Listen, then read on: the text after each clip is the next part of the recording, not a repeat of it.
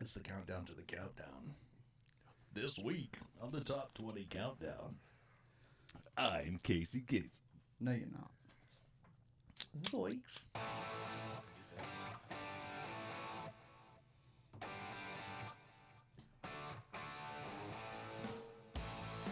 Welcome back to Come and Brew It Radio, coming to you from Texas Brewing Inc. in Haltom City, Texas. You can find us on the web at txbrewing.com and be sure to follow us on Facebook and share with your friends. In this episode, we're going to talk about our favorite event of the year, the Bluebonnet Brewoff. As always, the event was a huge success and a good time was had by all.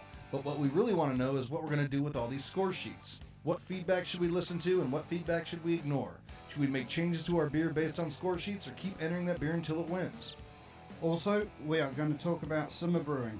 When the weather turns hot, we not only change the styles we brew, we change our processes too, both on the hot side and on the fermentation side. We'll talk about what methods we use to deal with hotter temperatures and what styles we brew to beat the heat and satisfy our thirsty friends. Before we get started, be sure to check out our Patreon account to help support the show. Every little bit counts, and if you visit patreon.com/comeandbrewItradio, we have a variety of options for you to help keep the show going, get involved, and improve it. Also, every live show will have a giveaway for all of our patrons, and at the end of each month, we'll be doing a monthly product giveaway for all of our $5, $10, and $20 patrons. I'm Chris. I'm Brandon. I'm Nigel. And that's Eric. Oh, I'm Eric in Eric's here. over there, yeah. I'm the guy messing with cameras. Hey guys, how you doing? We are light on the ground tonight with folks, but we are here and we've got a show for you, so hang in there with us and comment on Facebook, talk to us, and we'll respond accordingly.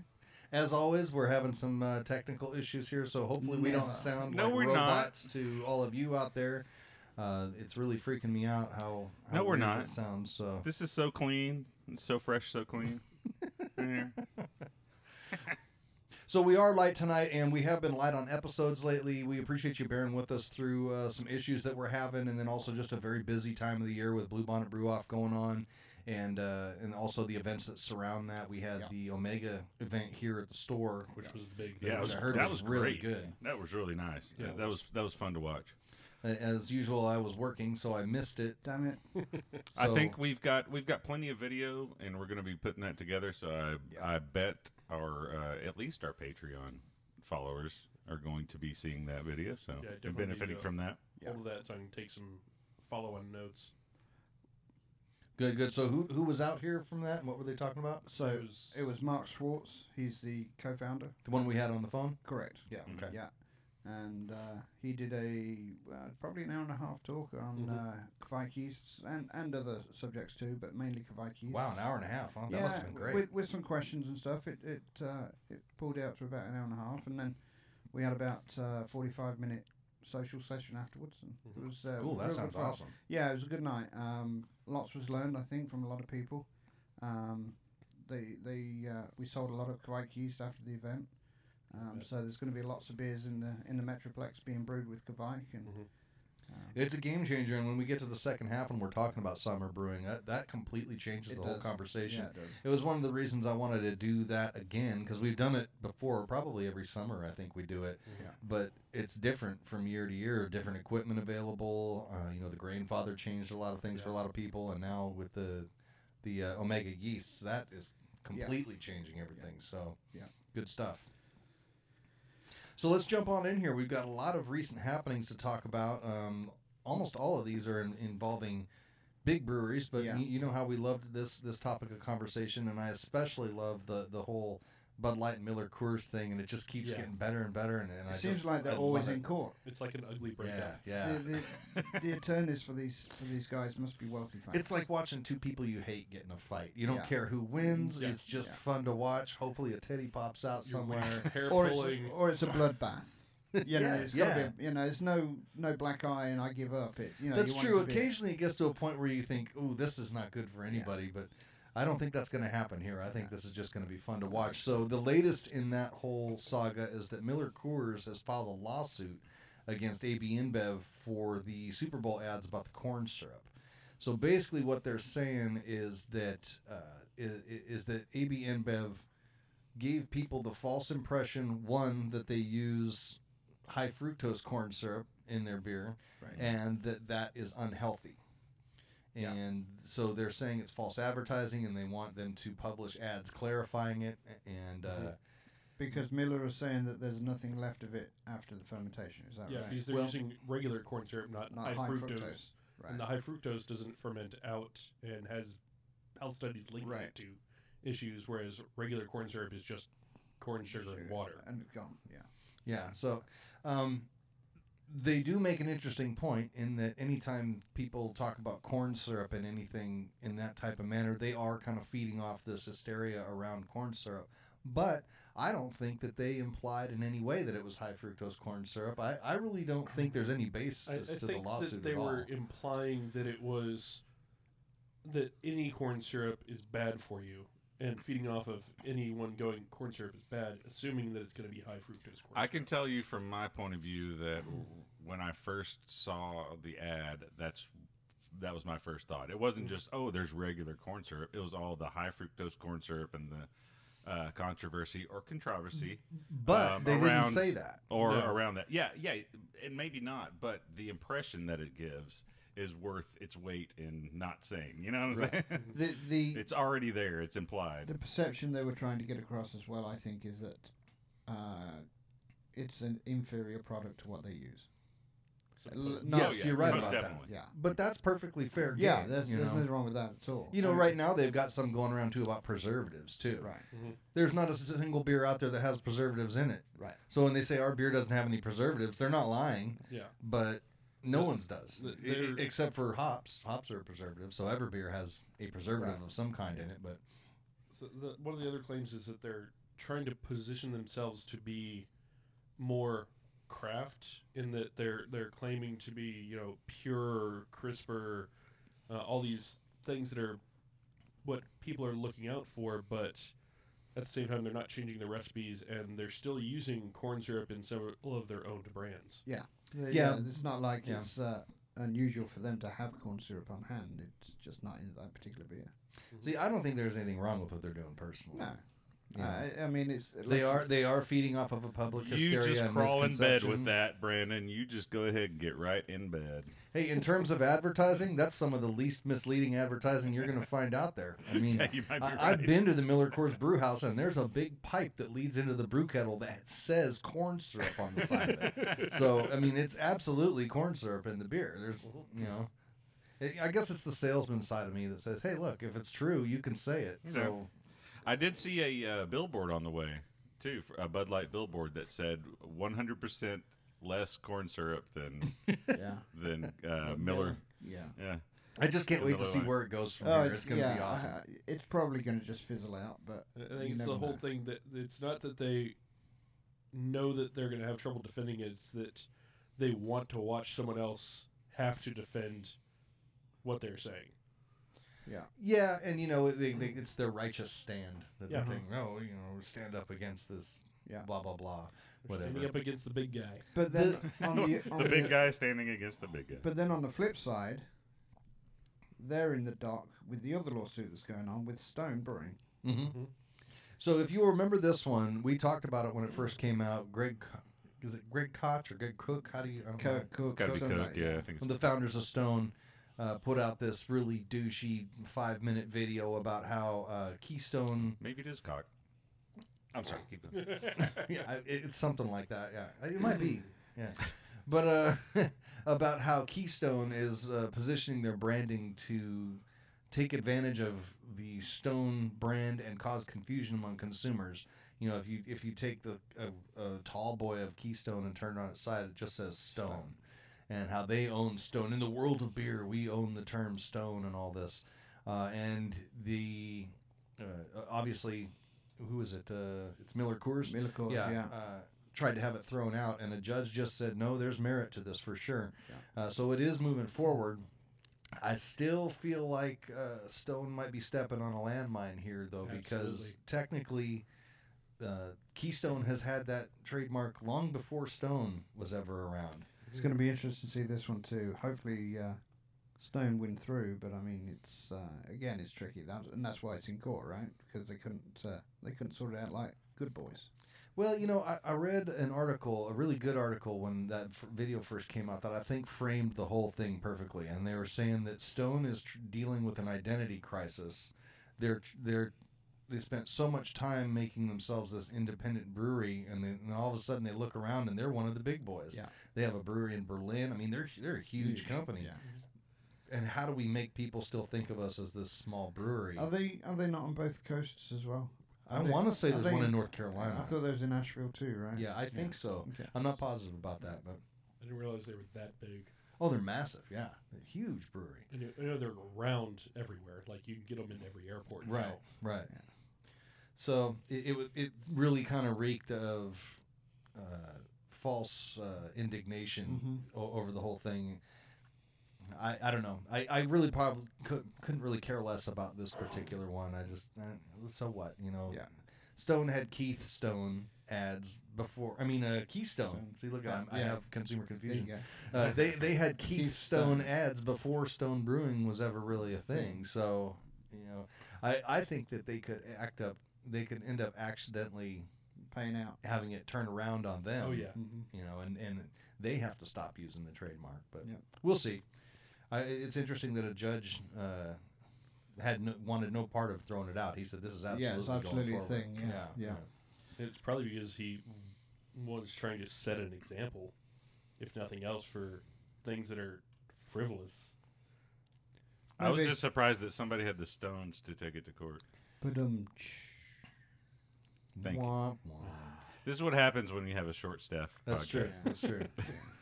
The lack of laughing really echoes loudly in the room. The chances of having the drunken bum in the corner that thought that was funny, Right. vastly reduced. Nobody's drunk yet. Dang. Yeah, well, we got to start working on it. There you go. I'd have to say if I had to guess just by tasting this beer that this is not just a regular old lager. I feel like this is What are we talking about? Ultra premium. Ultra Oh, premium. we're talking about the ultra premium. Yeah. No, this is actually really good. I hadn't had this before. The Martin House Pils. Yeah. You haven't had that. I don't normally like pills, and it's pretty tasty. Yeah, I like it. I don't know how much of a Pils it is, but Right. there's not a lot of why I hop like character it. to it. But it's really good. All the pills I've had before that I have a lot of good hop character I don't like. So on to a local event going on here. Noble Ray Brewing in Dallas. Mm-hmm. They have long been customers of the shop here when they were just home brewers. When I was still working at the shop, which is a while ago, they were coming in buying stuff to brew their pilot batches and all that.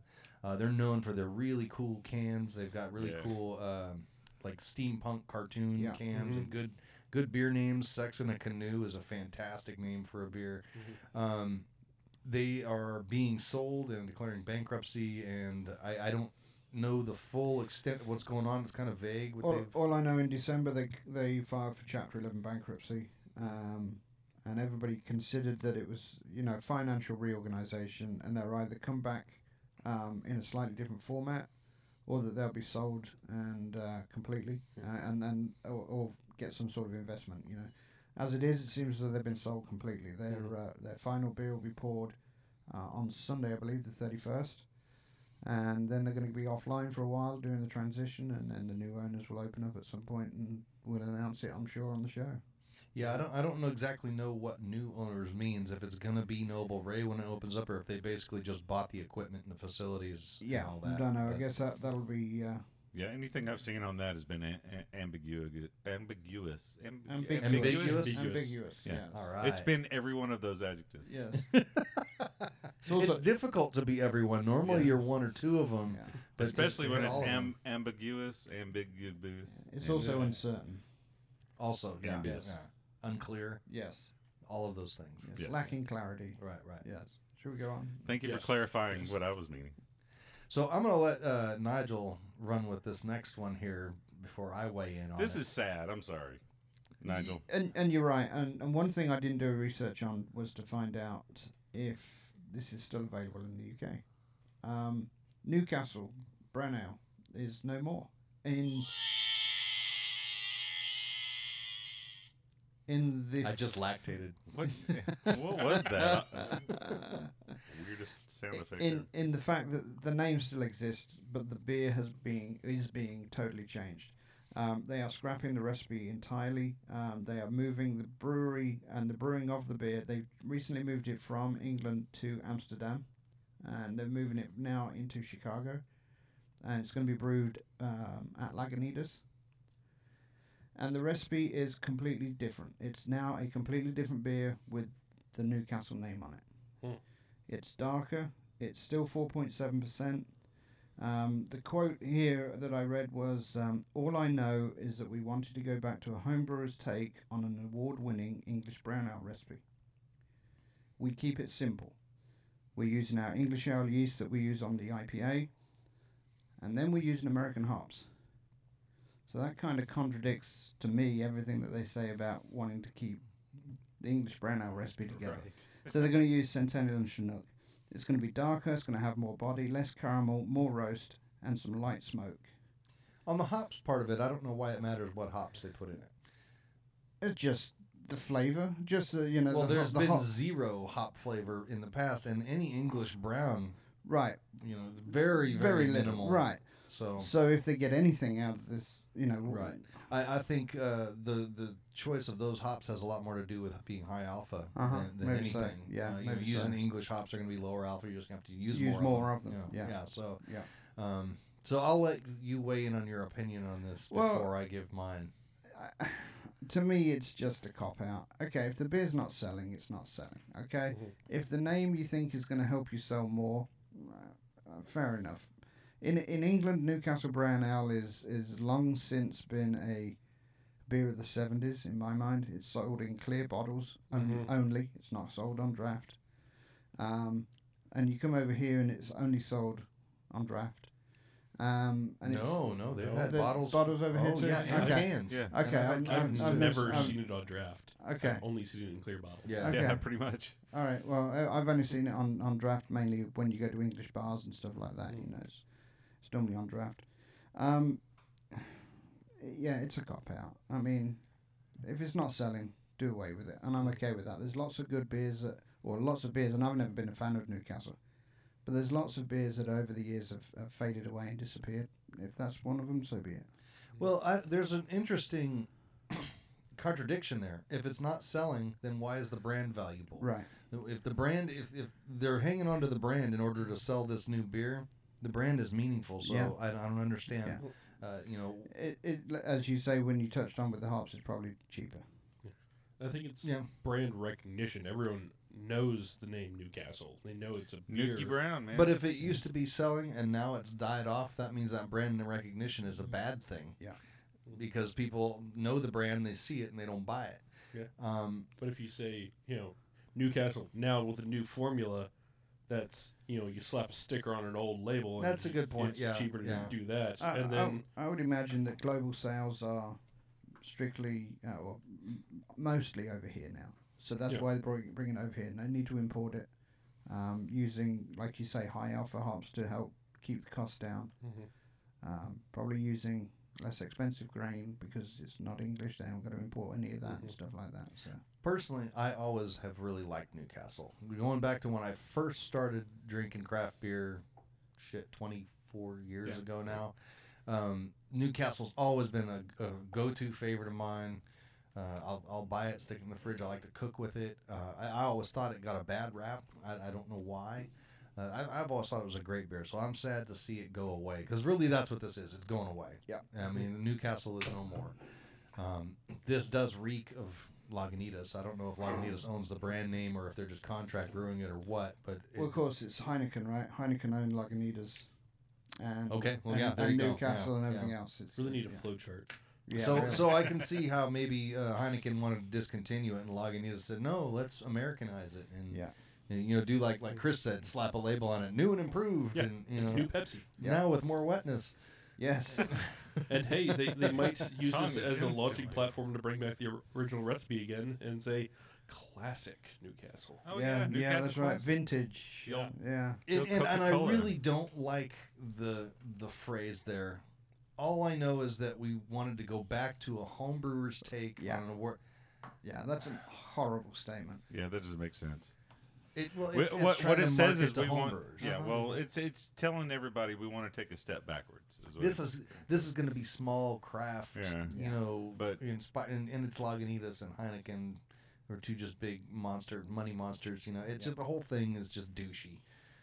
You know, so many things lately that I see that have to do with beer. The thing that immediately comes to mind is douchey.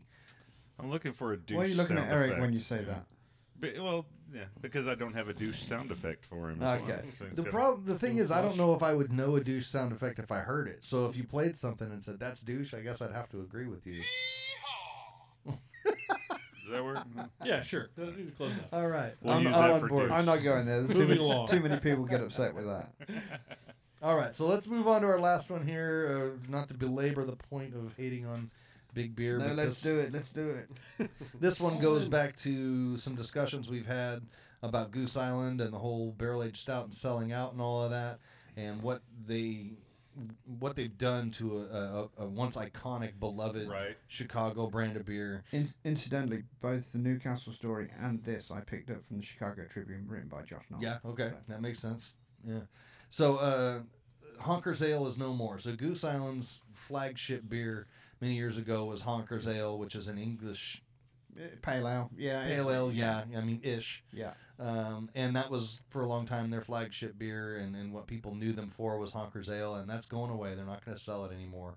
And it goes back to what's his name? Josh Knoll. Josh Knoll was saying in his book about how they took brands that were really strong, iconic brands, and they couldn't figure out how to sell something that was already selling like crazy. Right. They actually or ruined recreate it. Yeah. They ruined it. Yeah. So this one I would have to think would be much easier to recreate on a countrywide level than the IPA. Yeah. Which I could see how that would be a more difficult one to get consistent.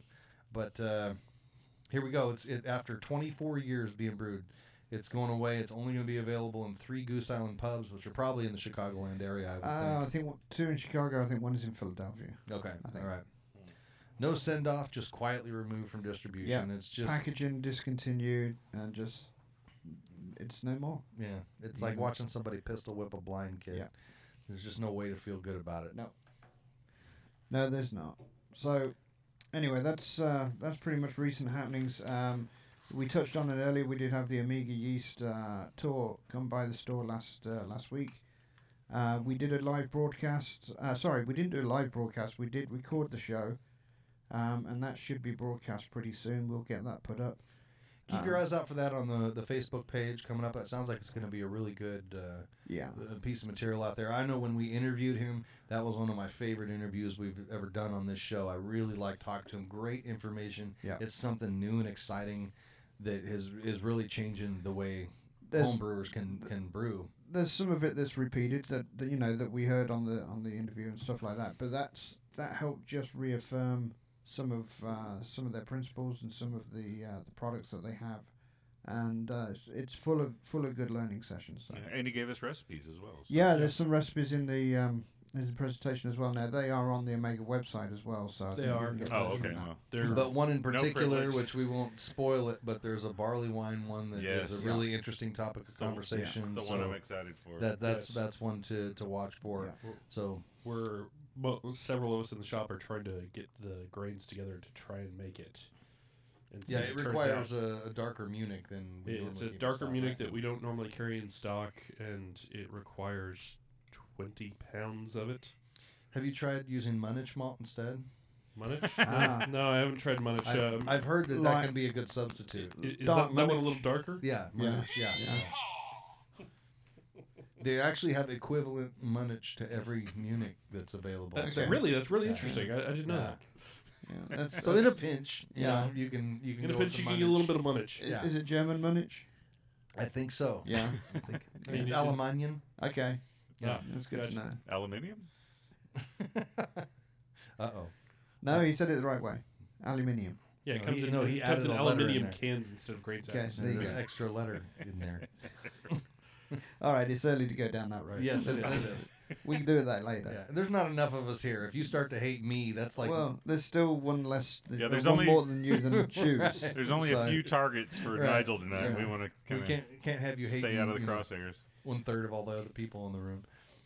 Okay, so let's talk about the Bluebonnet Brewoff. We're going to recap that a little bit, and that's going to lead us into a later topic where we're going to talk about score sheets and that kind of thing, which we're going to do a little bit different take on talking about our score sheets. We talk about them every year. Yeah. A lot of times it's a lot of bitching and critiquing of Yeah, how they are. We're not going to do that No, I this can time. say I want to try and stay away from Yeah, that this yeah. time. And actually, to be honest with you, aside from legibility Yeah. and that kind of thing, there's a lot less to complain about Yeah, score sheets I these think days. I think they're the a lot standard. better. I think the standard was higher this year on the overall score sheets. But again, we'll touch on that later Yeah, on. yeah. So we'll get back to that. So tell us about Bluebonnet. Well, I can talk pretty much about the Saturday night.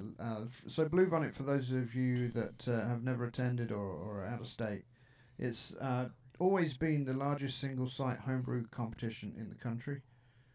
It was topped out at 1,525 entries. With beers not being turned in, I think it actually capped out about 1,470 entries this year. So it's pretty extensive. 45 categories. It was judged in 2 locations this year, so Which the I actual really liked. the actual largest It worked out single really site well, yeah. changed. Yeah. So it was judged. Those 1,500 entries were judged in 3 weekends. It's a dual single site, really. So there's a Right. single site here and then A also single a single site over there. That's yeah, right. Yeah. On both sides of the Metroplex, which allowed everybody easy access to one of the 2 judging sites. Like I say, within 6 judging sessions, 1,500 beers were sampled. So that was pretty impressive. Yeah. Real quick, gotta stop and compliment this beer. If you're not having any of this yet, Well, Nigel. I got a full glass, so you got the cups there. Look, would you? I think it's a Traquair Jacobiti Ali. Yeah, is that's what it's it. called, right? Show the Do I camera. have that right? Okay. Yeah. Let's see here. Just put it by your face. I'm at a different Oh, there camera. you so go. there That's we go. good. Perfect. Traquair Jacobiti Ali. Right? Brewed with 100% Munchin malts. I think. Yeah, Munich malt. Yeah. Uh huh. There's All right, one of crush it those over here. beers that I found while wandering around in Total Wine one day. I'm like, oh, it looks like they've got something that I haven't had in a while that Nigel had brought back. Maybe I can actually find it. And I couldn't find that, but I found this. So And it's And this Really is from nice. Scotland. Really nice. Kind of like a Schwartz beer in that it's dark, but it's not real roasty or anything like that. There's not a lot of. I mean, there is some roast and some little bit of chocolate and nutty in there, but it's kind of a light flavored body, and then it's got the Little sweet, coriander yeah. in there, which you would think would be a clashing flavor, but it actually Yeah. blends in really nicely. yeah, it does, and the oak is subtle too. Yeah, the oak's real subtle. I in like there. the oak in this. Everything about it is real subtle. And I'm balanced. guessing it's plain oak, not Yeah, I think Yeah. it's just oak soaked in barrels. anything. Mhm. Yeah, I'm that's definitely nice. gonna have to find some more of this. And Yeah, that's really nice, real drinkable. Yeah. It's a Scotch ale with an ancient ingredient coriander. Rich, deep flavors are accented by coriander. It's really old coriander. Uses a 1738 copper kettle and oak fermenters to produce this fine ale. Ancient Chinese. First secret, brewed in huh? 1995 to commemorate the Jacobite Revolution. I think it's Which- Jacobiti. if you don't know, or if you're big fans of the show Outlander and the books Outlander, it's the uprising of the clans in Scotland or rebellion against the English crown. Yeah, see how that worked. Oh, out, that's didn't the Oh, Braveheart, right? yeah. Is it Braveheart? Isn't it? Jacobite. I don't know. It was. Prima Nocta. All and all I that know- shit? If I recall correctly, it was one to bring about independence of Scotland, and two it was bringing that was William Wallace and all Catholic that shit, right? rule back to England. All I know is there's so much anger north of the border. Anger, you know. And it's So much always anger been they had to there. build a wall. Yeah. Well, that was right. That was the Romans. That was Yeah, Ha- that's and true. that was Long Hadrian. before, but But I got they anticipated the Uh, anger you- centuries before. Yeah, you've heard me say it before. You know, That Hadrian was right. Hadrian was right, and he needs a high five. Okay, so anyway, I didn't Right, mean to no, you're interrupt, good, but you're good, this no. beer was so good, I had to Yeah. compliment on it. So Bluebonnet is a 2-day affair. It starts on Friday afternoon. We have what we call a big Thursday. It's basically an open bar. Lots of breweries from around the country donate kegs, and they're served to anybody that wants it. They're cycled through, yeah. so everything goes on tap. Your ticket into the event is Yeah, a free ticket to this open pouring, and they rotate the kegs, and there's all kinds of good stuff. It's really well done. And then Friday night is the commercial pouring. On top of that, there's I think there was 52 breweries this year showed up to actually pour beer for the visitors. That's a lot. Yeah, Yeah. it's a lot. It's more than 2. It certainly is. Yeah. And then, so anybody that survives that comes back the next day with a hangover. During the day on Saturday, there are tech talks, there are pub crawls, there are. There was a beer and food pairing. beer and food pairing. Which Chris lunch. went to. Chris, Yeah. can you talk about that? I can. It's something I went to last year and made sure to, if you volunteer for it, that they usually hook you up and you get to taste all the beers and some of the food as well. But it's they have their executive chef from the Sheridan, Jennifer Barnes. Amazing talent. Gets Her all the name beers. is really coming up a lot in Yes. conversation lately. I think she's doing a lot with She brewers is, and she take all the beer. So it was what was the brew that was paired with Lakewood. Lakewood. yes. Yeah. She took all the Lakewood beers and not only found food that would go with them, but in a number of the foods she cooked with them as well. Oh, cool. So they were cooked into Yeah, either awesome. the sauces or the main dish as well, and it was a food paired with a beer for 6 courses, expertly paired. It was started off with their Kolsch Kolsch alcohol, Oh, cool. Yeah. which benefits first responders. Love that beer too. With a fruit and cheese pairing, and then went into it was a Seafood ceviche, right? ceviche, yes, with the lager, and then it went into I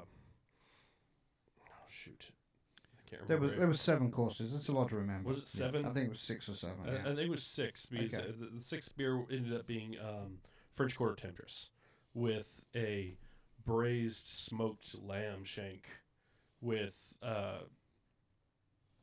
these little tubers and beets, and it was so good. It's That sounds awesome. If you can't make it to anything else, pay the extra. Go to the beer and food pairing. It was pretty reasonable price Yeah, too. it's wasn't 40 it? or 50 bucks. Yeah, It was I mean, $50 for for that- a 6-course meal. Yeah. And it was amazing. Now, it's worth noting on this, too, a couple of different things. Chris Bradley and Matt Westlake, who are 2 good friends of ours and in the club and everything, they are the ones who put this together. And originally, Christine Sellis was supposed to be the keynote speaker for the event. Yeah. And at the last hour, the 0 hour, basically, Sellis is showing all signs that they're going to go completely out of business. She had to back out of the event. And they had to pull all the Celis beers that they had for the pairing and figure out something new. So they revamped the whole thing a couple of weeks before and put it together with the Lakewood stuff. So they did a really excellent job of adjusting on the fly. I also got an interesting talk on the origins of the beer pairing lunch. Supposedly, originally with the Bluebonnet Brewoff, they had a requirement in their contract to spend a certain amount on food. Oh, yeah, For the good way to do it. venue. Yeah. And originally it was like nuts and mixed nuts, pretzels, little bar food and D's nuts. yes, exactly. D's Brands nuts. She based here out of Fort Worth, and the people they would say lunch beers served with hors d'oeuvres, and people would come in starving, eat all the snack food, and there would be nothing left in like 2 hours, and everyone would be angry. So they started talking with the executive chef and decided to do an actual fancy lunch, It's a great idea. and it took off like a shot. It sold out every year they've had it. No, I think this year they had a larger capacity. I'm not sure it They- sold out this year, but they Yeah, had. they did sell out this year, They but did. they had like They had a lot of seats 15 available. no-shows. Oh wow! They had a full table and then another half table that was just no-shows. Well, the nature of this event, I bet all of those no-shows were laying in bed, Going, Feeling "Oh." sorry. wishing that they would die. Yeah. So one thing I missed from the Friday night is the keynote speaker. So Brandon touched on Celis were going to be in town and they were going to be the keynote speakers this year. But with them having to change plans, it was Peter Buckhart from it used to be at New Belgium, and he created the New Belgium barrel aging. What's the word I'm looking for? barrel aging program. the barrel program. the that, barrel program. And that's the one that we had. Oh gosh, Lauren Graham Yes. and her husband in here, and they had that program up. But Yeah, so now he is. I'm trying to think which brewery he's with now. But anyway, well, he's got his own brewery now, doesn't he? that's Yeah, right. I can. Yeah. It's a weird name. I can't remember the So name he of came and gave a keynote and did a tech talk on. That's a terrible thing to say. I need to look up the right name. That's awful. on the barrel program and barreling wood aged beers and stuff like that. So I was really upset that I had to miss that. yeah, apparently it was very good. I wasn't there either, but it was apparently very good. And thanks to Peter for stepping in at late notice because that was pretty quick. And then Saturday evening is the homebrew award ceremony.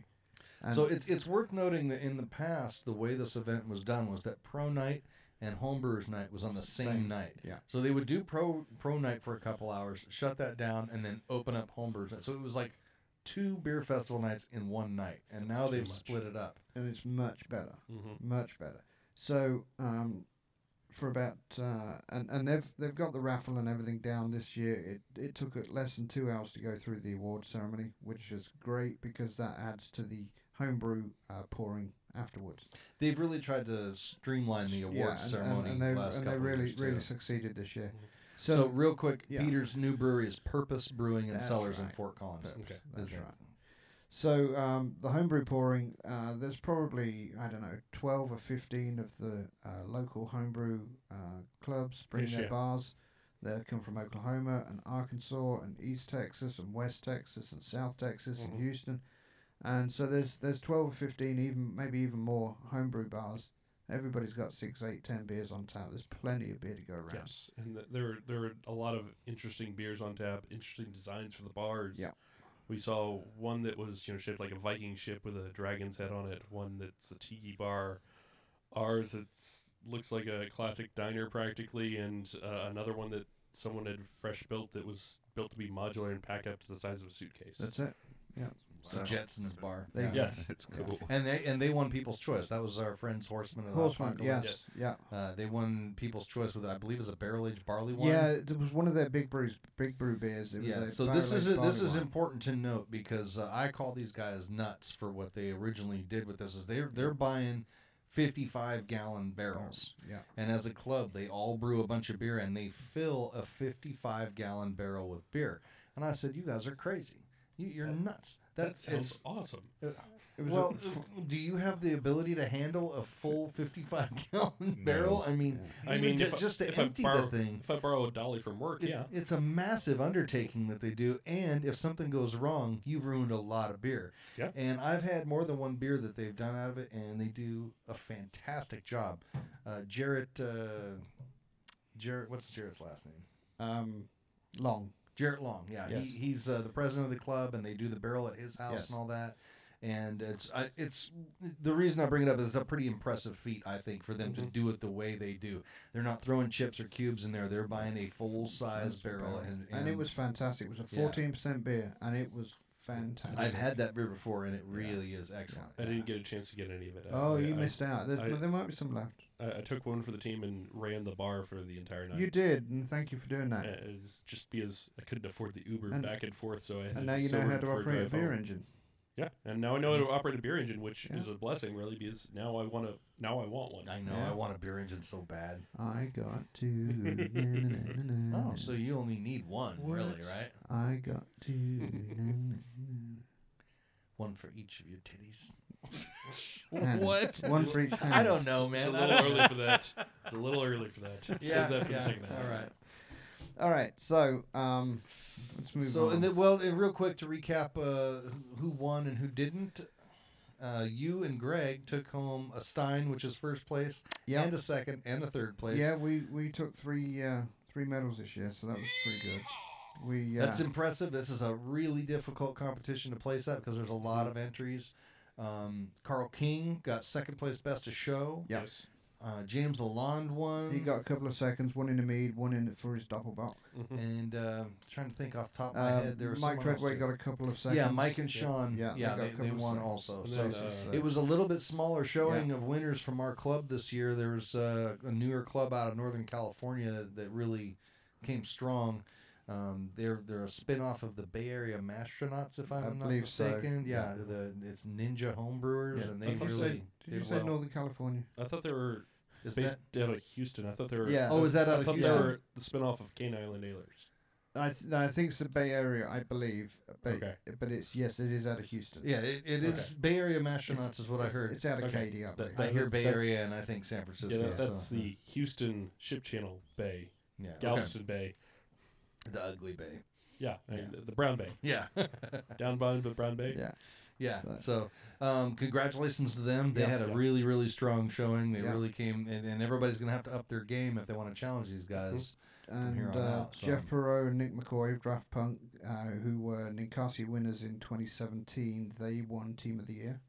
Oh, did they really? Yeah, Oh, they great. did. Good Yeah. for them. Then, They had several wins when I was looking through there. Yeah, they did, and that's what elevated them. But Very, some very great happy beers. to see those two brewing and in Uh-huh. competitions again. We talked a Yeah. little bit about what happened with Jeff previously, and just Yeah. he's just a really, really great guy, and I'm just glad to see him part of the brewing scene again. He won first place at Iron Mash Yes, he to did. our second Yeah. place. Yeah, You know, really, I feel like it's more difficult to win second place. You know, they give out first place all over the place, but yeah. you know, I mean, so second place is really, it's definitely kind of like a they came in prize. second to us. Yeah, If you think about it. yeah. Are you saying second place is first place? Well, you Is know, that true? we came in second to first. They came in third from last. So Oh, okay. Yeah. Yeah, I get you. But it's third from last of the winners.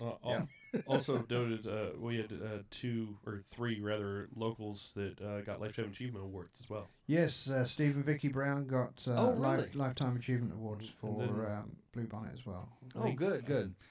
Did Robert Stinson get one too, or was he No. just standing up for Yeah, getting it previously? yeah. Rob's already in his second lifetime with Bluebonnet, so he's already got He one. and Moon are the two originals. Yeah, and still, and I believe Rob is the only one that's entered every single one.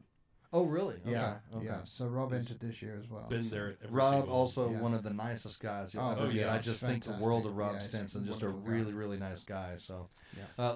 a whole hell of a lot of work goes into the Bluebonnet Brewoff, from judging to the actual event to everything. There are a lot of people who volunteer a lot of time, and somehow every year it comes Gets off done. as an awesome event. Yeah. So Smithy was the director this year. Did a fantastic job. yeah. Jameson's next year. Oh, Jameson from Nice Cobb? Nice Yeah, the okay. Burn Bottle.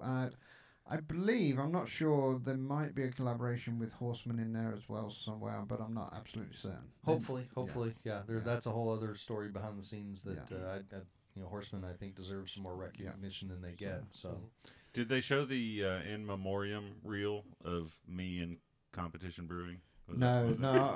If they did, that must have been Friday night, and I missed okay. it. All right. So Just wondering. yeah, as in you've retired from competition. And brewing, competition brewing, I just can't.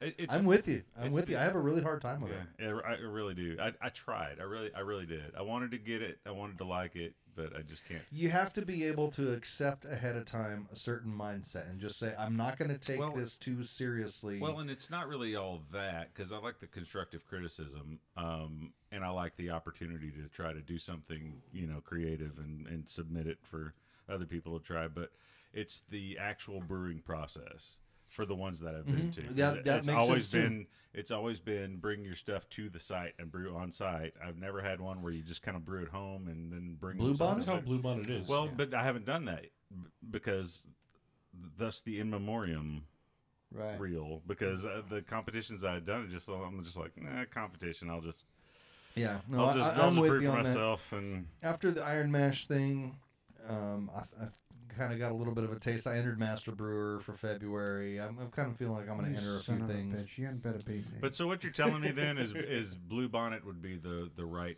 It's a vehicle. traditional competition. It'd where be you the just right brew what you vehicle for want, me yeah.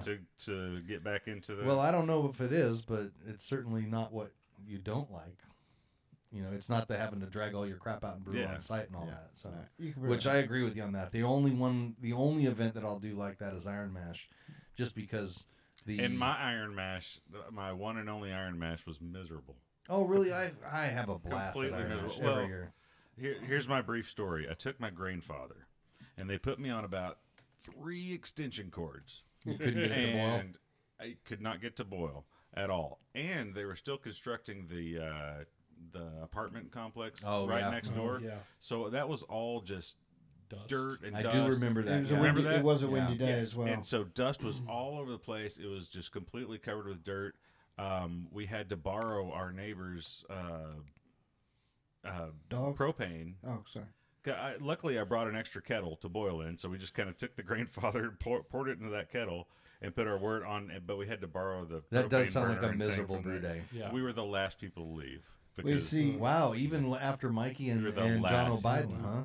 last. So this year we welcomed Grainfather and electric brewers, but we were cognizant of the electricity. Yeah, so, that was. so we did try and I say we did try. You and actually limit it. contacted a few people and asked them not to. Yeah, we do it, we right? said, hey, if you've got, if I know you've got 2 systems, would you bring your propane? Uh-huh. And we did do that with 2 or 3 different. If you've only got a Grainfather, hey, bring it. And that's we'll why make it work. that's why I did the iron mash, was because I got the Grainfather and I was like, Right. okay, It's I easy. can take that out. I can put that in the back of the Prius. Yeah. And now everybody's judging me, but put my Grainfather in the back of my Prius and drive that out to the competition. It takes less than a Prius for us to judge you. Yeah. Oh. Yeah, if you think that was what pushed us over the edge. Right. So I think this year we ended up with about 4 teams, and we put one of them in each corner, close to an electrical socket, so there wasn't 3 extension cords. When I Good. first heard people were going to bring grandfathers out to the event, I thought, "Oh man, you're really asking for trouble." Yeah. So It was managed, and it will be this year as well. there's been mixed results, but I think Yeah. you did it exactly right this last year. Now, if we get 10 teams that want to brew on a Grainfather, yeah, we're going to be You struggling. might have, Yeah. So. have They a have to problem. bring their own generator. Throw your shoe at them. Yeah, but you see, that's the other thing. For the comfort of everybody else, we said Yeah. no generators. So. Yeah, and I actually thought about that too, but then I thought, what a beating that would be to have a Yeah. generator out there just powering some guy's Grainfather. It would be enough to make Brandon go, "What a douche." Well, no, the thing about that too is you can't just use any generator for that. You need an inverter generator. If you're listening out there and you're thinking about running your Grainfather or any other automated brew system off of a regular old generator, don't do it, because you'll fry the thing. And when you go to get it replaced and they find out you plugged it into a regular generator, they'll say, "Sorry, you're out of luck. Gotcha. You need an inverter generator to do it correctly." You And, can also plug it into a pure sine wave power conditioner. Well, Dun, yeah, if you've got one of those, I don't know why you would have one, I but have like 6. What? You don't? There you go. Wait, you don't have a pure sine wave power converter? yeah, no, I have a regular sine wave power converter. Oh, yeah. It's- Well, there's a problem right there. Mine is impure. Yeah. You have the impure. Comes in black. Right. All right, so let's move along here. Let's get to some unsolicited answers to internet questions, because I think once we get to the Bluebonnet score sheets here, we're going to have or not even just Bluebonnet, but just score sheets. We've got several different ones. Yeah. We're going to have a lot to talk about there. So I want to touch on a couple of these that we found. The first one being, the question is how to transfer to secondary with no siphon or pump. It says, I don't have a pump and my only auto siphon just broke. What do I do to transfer without getting my beer super oxygenated? I'm transferring from a glass carboy to a Brew Demon plastic conical. The reason I picked this one out is because this is a common new brewer mistake that I hear about, where people take fermented beer and they pour it from one vessel into another. And if you're going to do that, the second vessel you pour it into might as well be your toilet. Yep. Because you're going to ruin your beer. Do not ever pour finished beer from one vessel into another. It really needs to be siphoned, and even that is not quite enough. You need to make sure that you're making that it doesn't splash at all when Right. you're doing it. Yeah. If you can purge your vessel that you're going into with CO2, that's even better. But if you can't transfer, you don't have the thing to transfer, then don't transfer that day. Yeah, I was going to say put the top on it, go buy a siphon, and go back and do it afterwards. And if you've got a piece of tubing, you've got a siphon too. You don't Yeah. need an auto siphon. True story. You can do it without a racking cane if you want. Starting a siphon with your mouth, unfinished beer is a I don't know little about that, questionable. but- It's not advisable. It will get the job done, but Now, Doug Zent, who is a pretty excellent brewer, but brews Yeah, on it a is. pretty old school system, he doesn't have an auto siphon or anything. He always does. And so what he does is he pulls his good old Russian vodka out of the cupboard and swishes it around in his mouth for a while to clean his mouth, and then does it, and his beer comes out great and not had an issue. I wouldn't recommend that. There's also those little. It's better than a gas tank though. Those little. Don't do it with orange that and mouth, blue Chris. carboy caps you can put on your carboys. That it's 2 lines off of it, and you can either blow into or suck out of to start the siphon up without putting your mouth directly onto. The other way to do that is if you fill the tube with water up and then just gravity, and then stick it in, then you've got your siphon started. Now, obviously, there's going to be a little bit of water to start with, but if you don't want to put the tube in your mouth. Yeah. But long story short, only siphon. I mean, there's just no exception to it.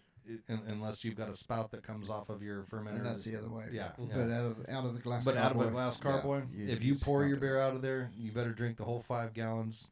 The instant it's carbonated, drink it all in one night because it's going to go bad quick. Yeah. And if you're in one of those locations that it's going to take you 2-3 weeks to get a new auto siphon, because I know some spots don't have good shipping for buying a new one, you might as well just do your cold crash or finding run in your primary. Yeah, you're right. You would be much better off doing that than pouring it in anything. Pouring it is the worst solution you could possibly come up with. So, and I have heard of newer homebrewers doing that. Either they just don't know not to do it, or something like this where his auto siphon breaks or whatever on bottling day, or or on transfer days. So. I want to touch on that one because I have heard of that happening a lot, and you just cringe. Oh no, why'd you do that? A lot of new brewers that I hear from assume that if you say that it's supposed to be 7 to 10 days for your primary, that means on the 10th day, if you don't transfer it, it's ruined. Yeah, that's a really good point. Yeah, you can leave it in the primary for a long time, a long time on a homebrew level. It's very, very different on a homebrew level than it is on a pro level, where you have the conical fermenters and the yeast settling in the bottom, and you run the risk of autolysis. We don't have that issue with buckets. No.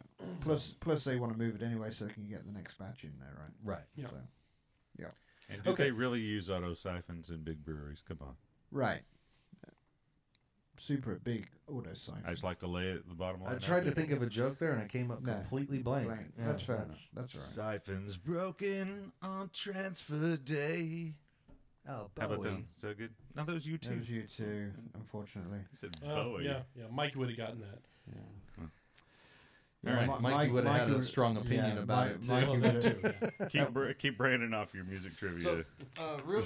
Well, no, it's you weren't doing the greatest impression there, so I'm going to put that one on you. That's duh. That's a big duh. You sounded more like Bowie. Okay, so before we move on to the next question here, I want to just touch base real quick on the beer that I pulled out here. This is a crowler I brought back from a place called Brew Lab, which is in Overland Park, Kansas. Overland Park is just a suburb of Kansas City. It's southwest of it. And this is a little brew pub I went to while y'all were at Bluebonnet and I was working. This is where I ate dinner a couple of nights. So not only was it a restaurant and a brewery, and I think they had 14 or 15 different beers on tap, all kinds of different styles. They also had a brew on premise there where they had 2 full electric 3-vessel systems. Nice. And then 1 electric brew in a bag system. Were really nice. If you follow me on Facebook on my brewing page, Brandon M., I've got pictures and everything on there. And then they also had a little homebrew store. It was really just grains and stuff. It wasn't equipment or anything like that. They were selling grains, but kind of a one-stop shop, and their beers were really excellent. I was really impressed with their beers. They had a German alt beer on that was spot on. This is their Irish Red, which I don't know.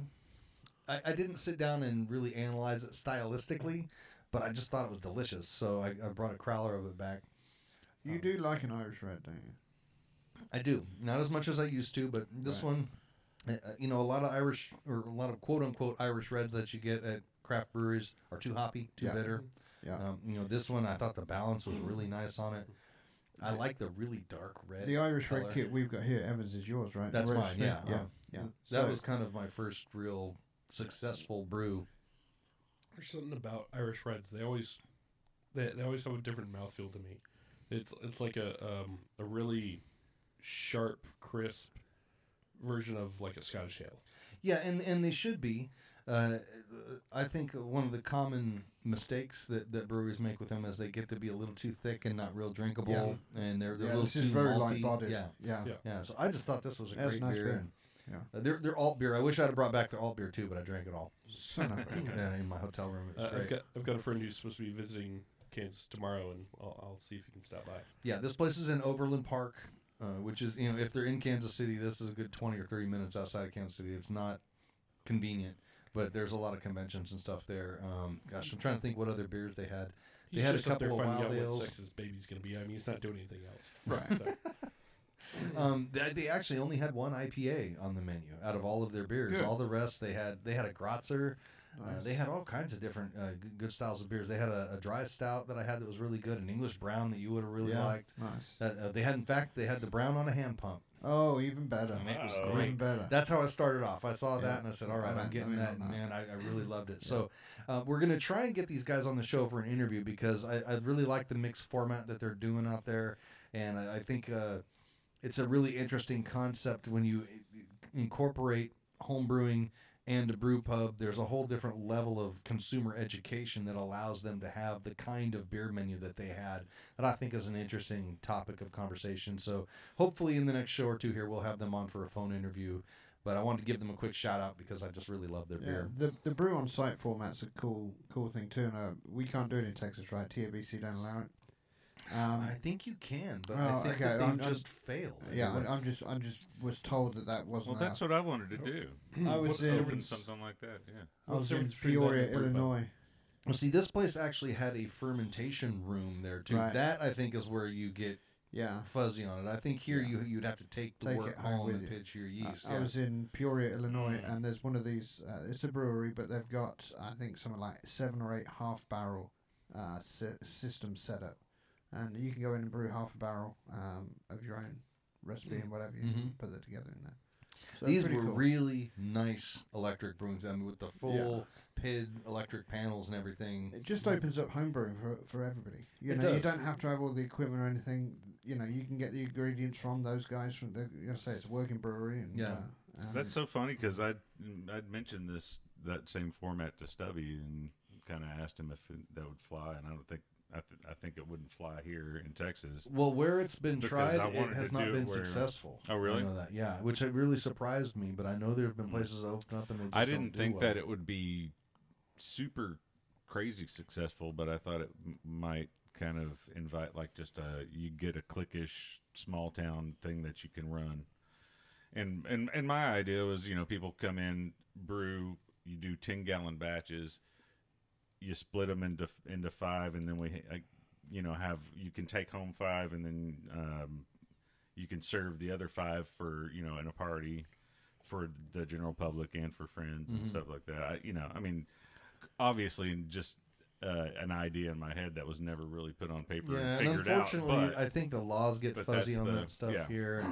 And ironically, that's something I always wanted to do. I thought that'd be Yeah, cool. I think it'd And be you an can awesome reach out idea, to, yeah. And then you've got your homebrew shop that supplies everything, and Yeah. it's a nice symbiosis going there. there's a lot of people who don't have the space to homebrew. Mhm. They just don't have a Mhm. place at Yeah. their house to do it. Yeah. And just even if you want to, if you've never done it, you don't want to make that investment yet Yeah, it's an for all the introduction in. kettles and Yeah. all that Yeah. stuff. Well, you can come and try it out Yeah. and see what it's all about, and if it's for you or not. Yeah, it's So a good format. If I'm understanding correctly, this place is a brewery, a restaurant, and a small side brew store, but at the same time, they're also like a co-op workspace for homebrewing. Yeah, so you're sitting in the dining room eating and drinking beer. You can see their brew house and all their fermenters are sitting right there. And then along one wall, there are 3 full brewing systems set up. And they basically, you come, you pay like $50, and then you get to brew on their really, really nice electric brewing system. And they ferment the beer there and everything. And then there's a bottling station. You come back and you bottle it later on. That sounds awesome. It's awesome, Yeah. isn't it? I mean, Yeah. I think it's a mean, fantastic I idea. could see having that at like a co-op workspace. Yeah, But similar. I couldn't see any place like an actual brew pub license or place to have that. Yeah, apparently in Kansas the licensing is such that they're able to do it. So Well, there's a so- place in Southern California in Riverside where I'm from that did the same thing for a while. A place called Wicks Brewing. that. It all changes as soon as you pitch the yeast, Joe. Yeah. Right. Right. Yeah. See, and I think this place in California, you didn't pitch the yeast there. I think you had to take it with you, and they had a really nice setup, and they closed down that whole portion of it because they said I can put tables in here and make a lot more money off of that square footage. Yeah. It's just Yeah. it never really took off. So Well, we went kind of down the rabbit hole with just trying this beer. Yeah. And now we're talking about something completely that's different. cool. well, that's the reason I want to have them on the show is because it was a really unique setup, and then what they did there, they were really good at what they did. Their food was great, their beer was great, the setup of the restaurant, everything was fantastic. Yeah, so. this is really good. Yeah. I appreciate the share for sure. Yeah. So our last question here, and we won't spend a whole lot of time on this. Can I ask you this one, Sure. Brandon? Or at least intro it? Yeah. Go Too ahead. much grain, not enough pot. It's a common affliction, I think. Okay, Yeah. it's right there in big bold letters Right, right here right. in my face. So Yeah. Well, that was the name of the post. But there was I didn't name But it. there was no question mark at the end, so. I've got to Right. know about this one. Oh, I thought you were gonna. Oh, do you want me to read the Oh, you rest of just it? had a question about the title was all. Okay, all right. I just couldn't get over the title. I was so curious. I think you could probably say that about the room that we're in right now. Actually, there's grain there, There's Yes, grain. there's a lot of it. no pot. No pot. Yeah, yeah. no pot. Not enough So pot. it's Hello Brewing Family. I'm getting ready for a brew day, and I have the following dilemma. I have a 3.5 gallon pot and a 2 gallon pot. I was hoping to make a total of a 5 gallon batch. I have 6 pounds of English Pale Ale and 2 pounds of Pilsner and whole grains. It's not all going to fit in one pot together for the mash. Would it be unwise to have 2 pots of the mash going and combine them when I drain them and when I drain the grains and add the hops? Could I keep them separated as 2 worts and just divide my hops and then combine them in the fermenter when I pitch the yeast? All recommendations are welcome. Thank you. So the reason I picked this is because I used to brew this way. When James Harrington and I brewed together, we brewed in coolers. Yeah. And there was only so much capacity in a cooler. So for like iron mash, when our first iron mash that we went to do, we were going to do a 10 gallon batch and we couldn't do that in one mash tun. So we brought both of them out. Yeah. And I did something similar. In fact, the barley wine that we drank earlier Mm-hmm. was a 2 mash. A double mash, basically. Did a double mash. There's breweries, Yeah, commercial breweries that do Yeah, that. in fact, we used the Grainfather as the second mash tun. Oh, really? Okay. Yeah. Okay. Yeah, didn't use it Well, for any of the hell, boiler or anything. the Russian Imperial that you and Greg and Pete used to do, didn't you? It was Greg and Pete and Oh, and Derek. Derek, And that's Derek, right, yeah. yeah. Yeah.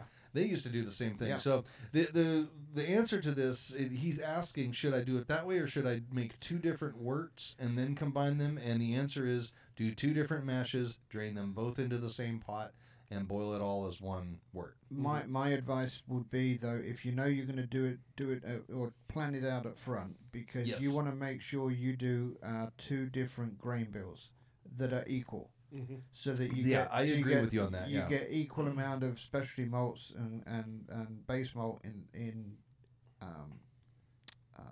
ratio. Otherwise, you're going to get 2 different beers, and you're blending 2 different beers. Yeah, and at the very least, just make sure there's the same amount of grain in both ones. Just to simplify things and keep it easy. Yeah.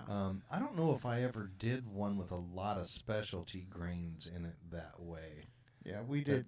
So what Greg and I did with that barley wine, it's a big beer. Well, big beer. It's an 8% beer, and coolers. My cooler will take 22 pound of grain, and the equivalent for water, and that's about to the brim. And so if we go over 22 pounds, I need either to cut back on the batch size, or bring in a second mash tun. I borrowed the store's Grainfather and did a secondary mash. Yeah, and when you split it works great. There's really no Yeah. issues with it at all. No, it's There great. will be issues if you try and split it into 2 worts and split the hops up and all Yeah. that. You're making 2 different beers then. Yeah, hops isomerize at different rates and different gravities and with different pH and all that. You really want, because of the hop isomerization and all that, you really want it all to happen all at the same time so that you get a predictable result. Yeah. So, It can be done. yeah, but You I just gotta plan highly it. recommend doing the 2 mash tun thing. It works great. Yeah. We did it lots of times, made some Yeah. great beer with it, and there's really no issues to it. It's kind of fun, actually. Yeah, like I say, just plan it out. Yeah, just plan it out ahead of Yeah. time. I'm actually really glad you had this one because I've been thinking of trying to do an experiment with Grainfather of take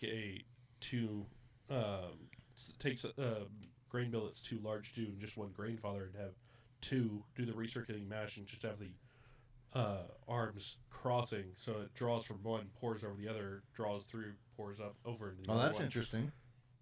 Yeah. And trying to do that for a extra large grain bill, Of course, there is another alternative as well. which is doing split It's mash. called dry malt extract. Yes, Oh, that true is story. the other, Yeah. and that works really well Yeah, too. it does. Right.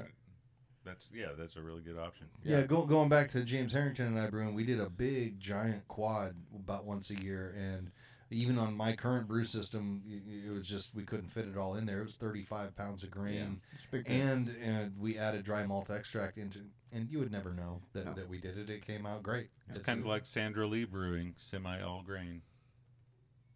I don't get that. No, I don't know who Sandra Lee My is. wife back here got that, so All right, well then that's all that Works. matters. Yeah, as long as she laughed. Hello, Eric's wife. Didn't know you were there.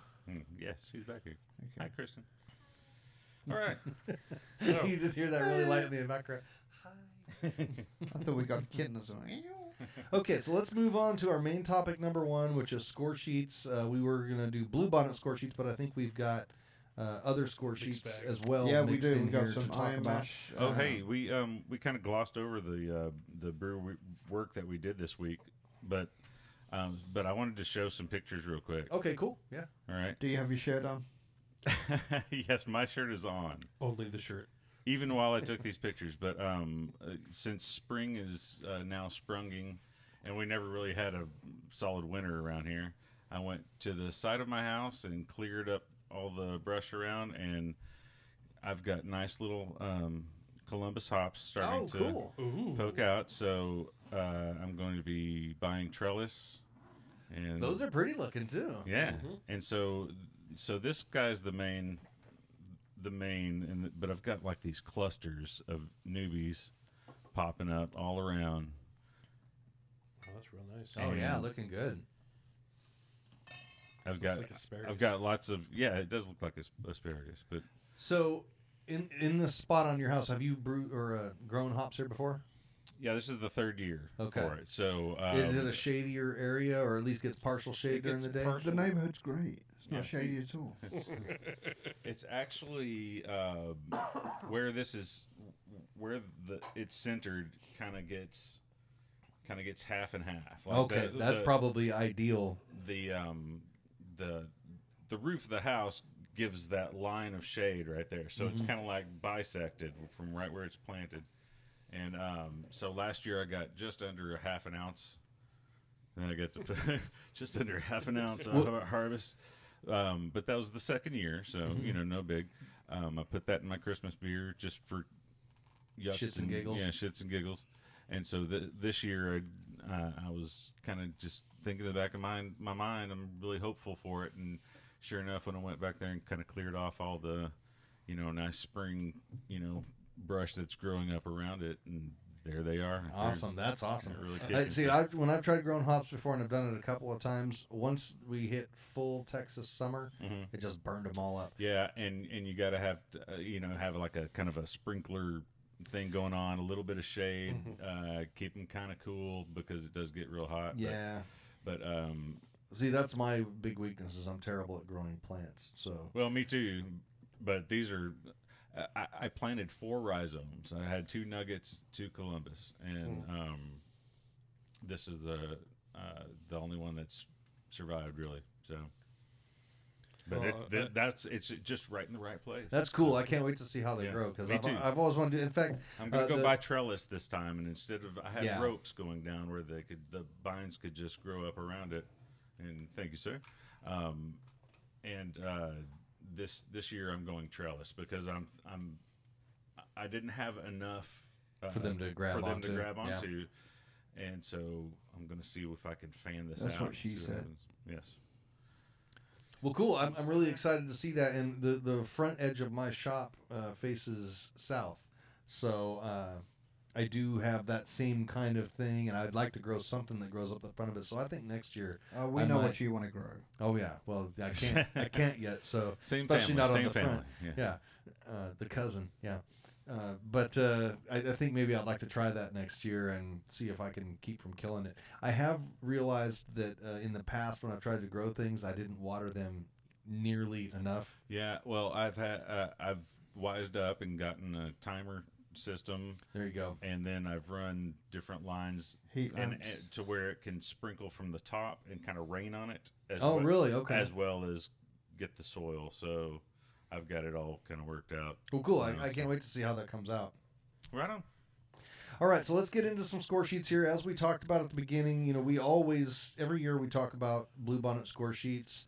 It's kind of a perennial thing with any type of competition. Once the thing ends and the awards are handed out, cue the bitching. And I think we've been as guilty of that as anybody in the past.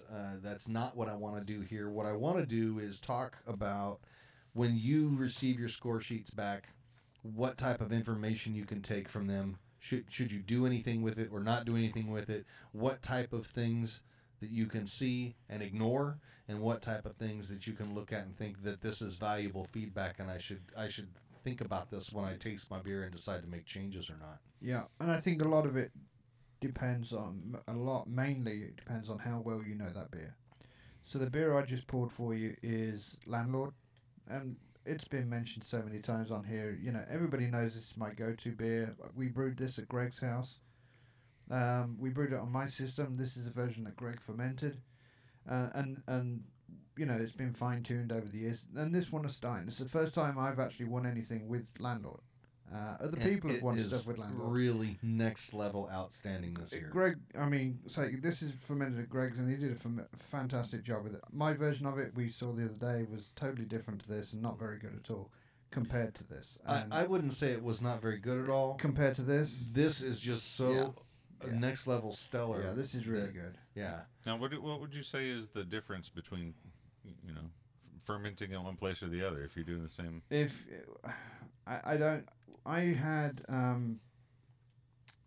just got that one of my anvils, Mm-hmm. and I don't think I had the dip tube set right, and I don't think I had the nut and everything tight enough, and I think it got oxidated, and I think that was the big thing of mine. Oh, okay. Completely different color.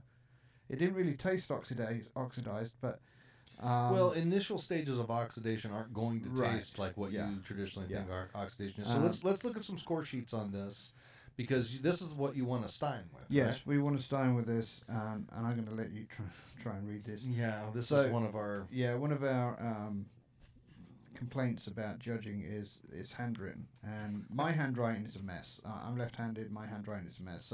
So I judge 4 beers in Bluebonnet, so anybody that got one of my score sheets, I apologise up front.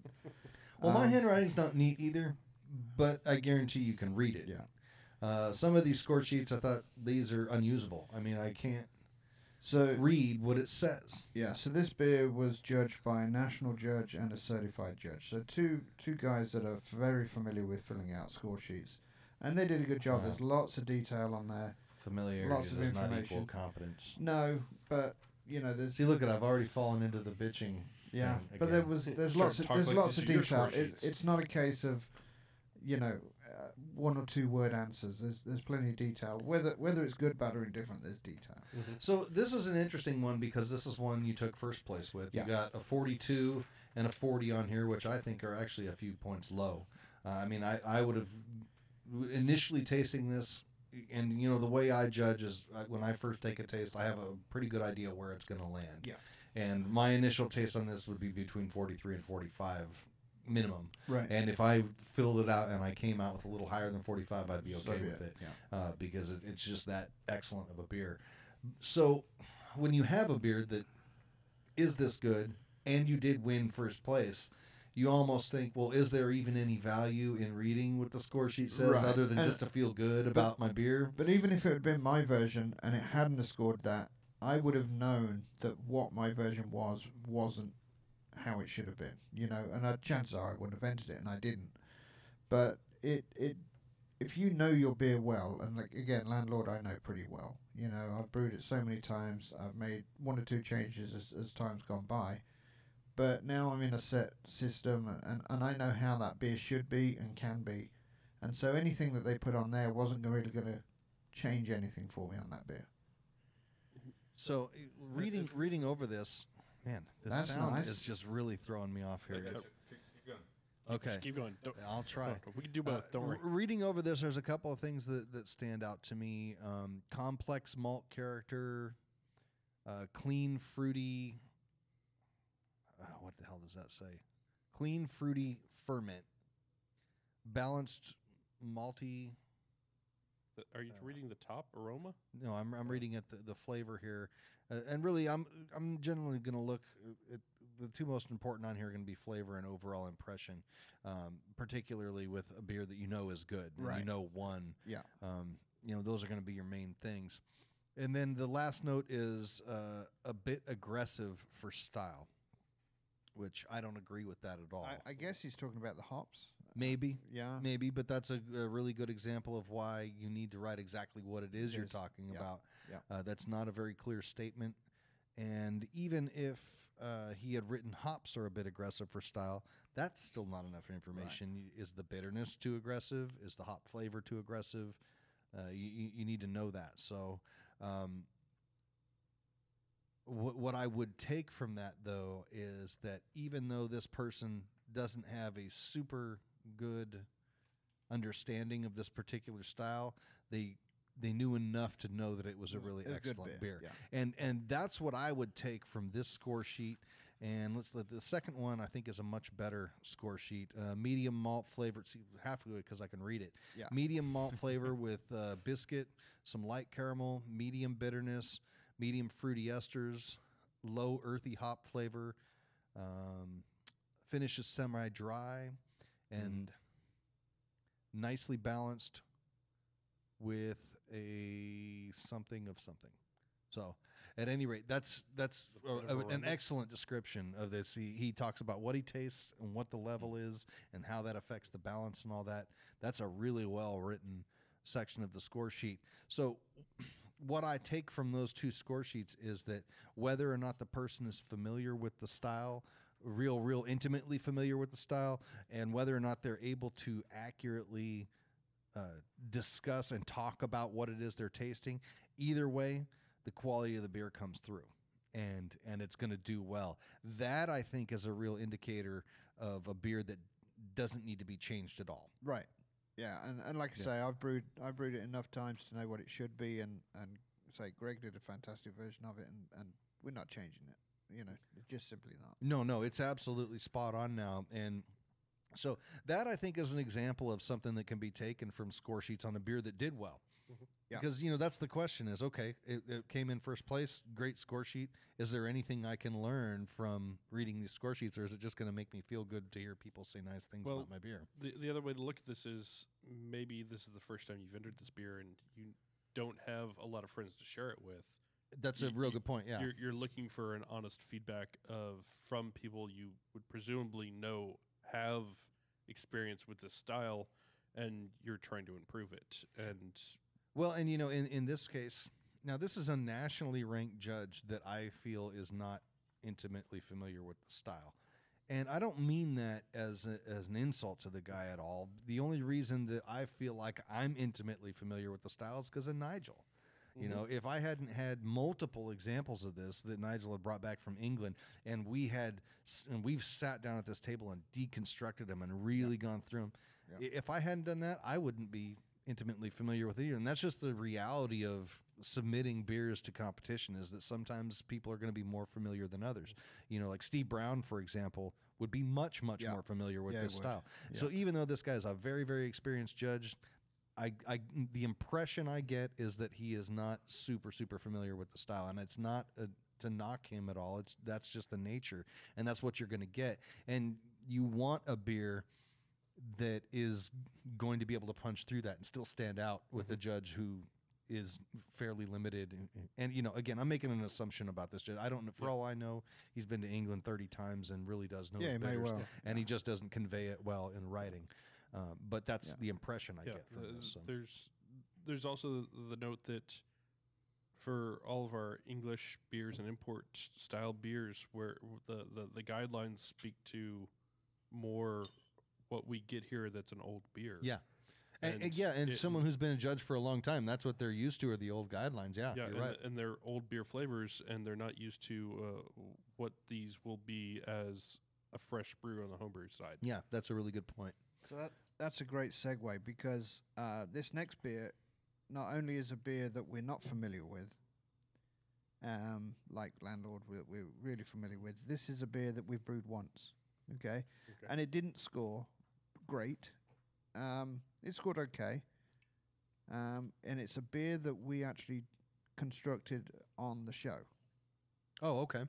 So this is the Weizenbock, and we, again, because Stubby came back from Germany with some Weizenbocks. Man, that was a good episode. It was a good episode, but we was able to deconstruct that beer and create a recipe Get one for Christmas. Oh, you had a leg up. based on what Stubby brought back, and we said that the Weizenbocks that Stubby brought back didn't necessarily fit the BJCP guidelines. You know, there was some similarities, but there was some differences too.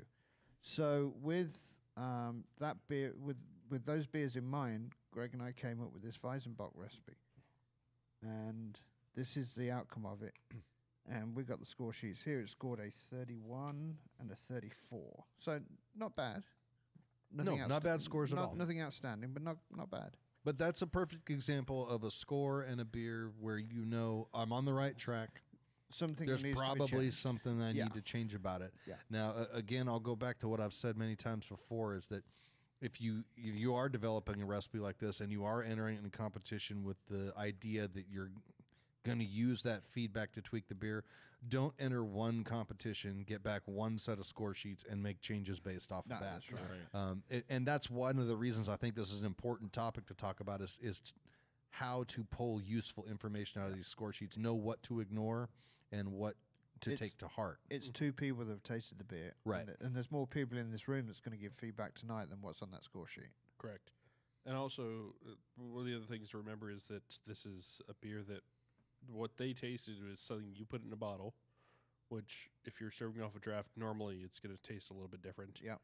And it was, stored warm while it shipped, probably. Stored warm for a while after that, and then chilled, and then maybe not even served at the right temperature as well. Yeah, that's right. And it's in a flight, and it could have been the first one in the flight, could have been the 12th one in the flight, who knows. Mm-hmm. So I want to take two things off the score sheet in particular and talk about them and use them as examples of two opposite things to talk about, okay?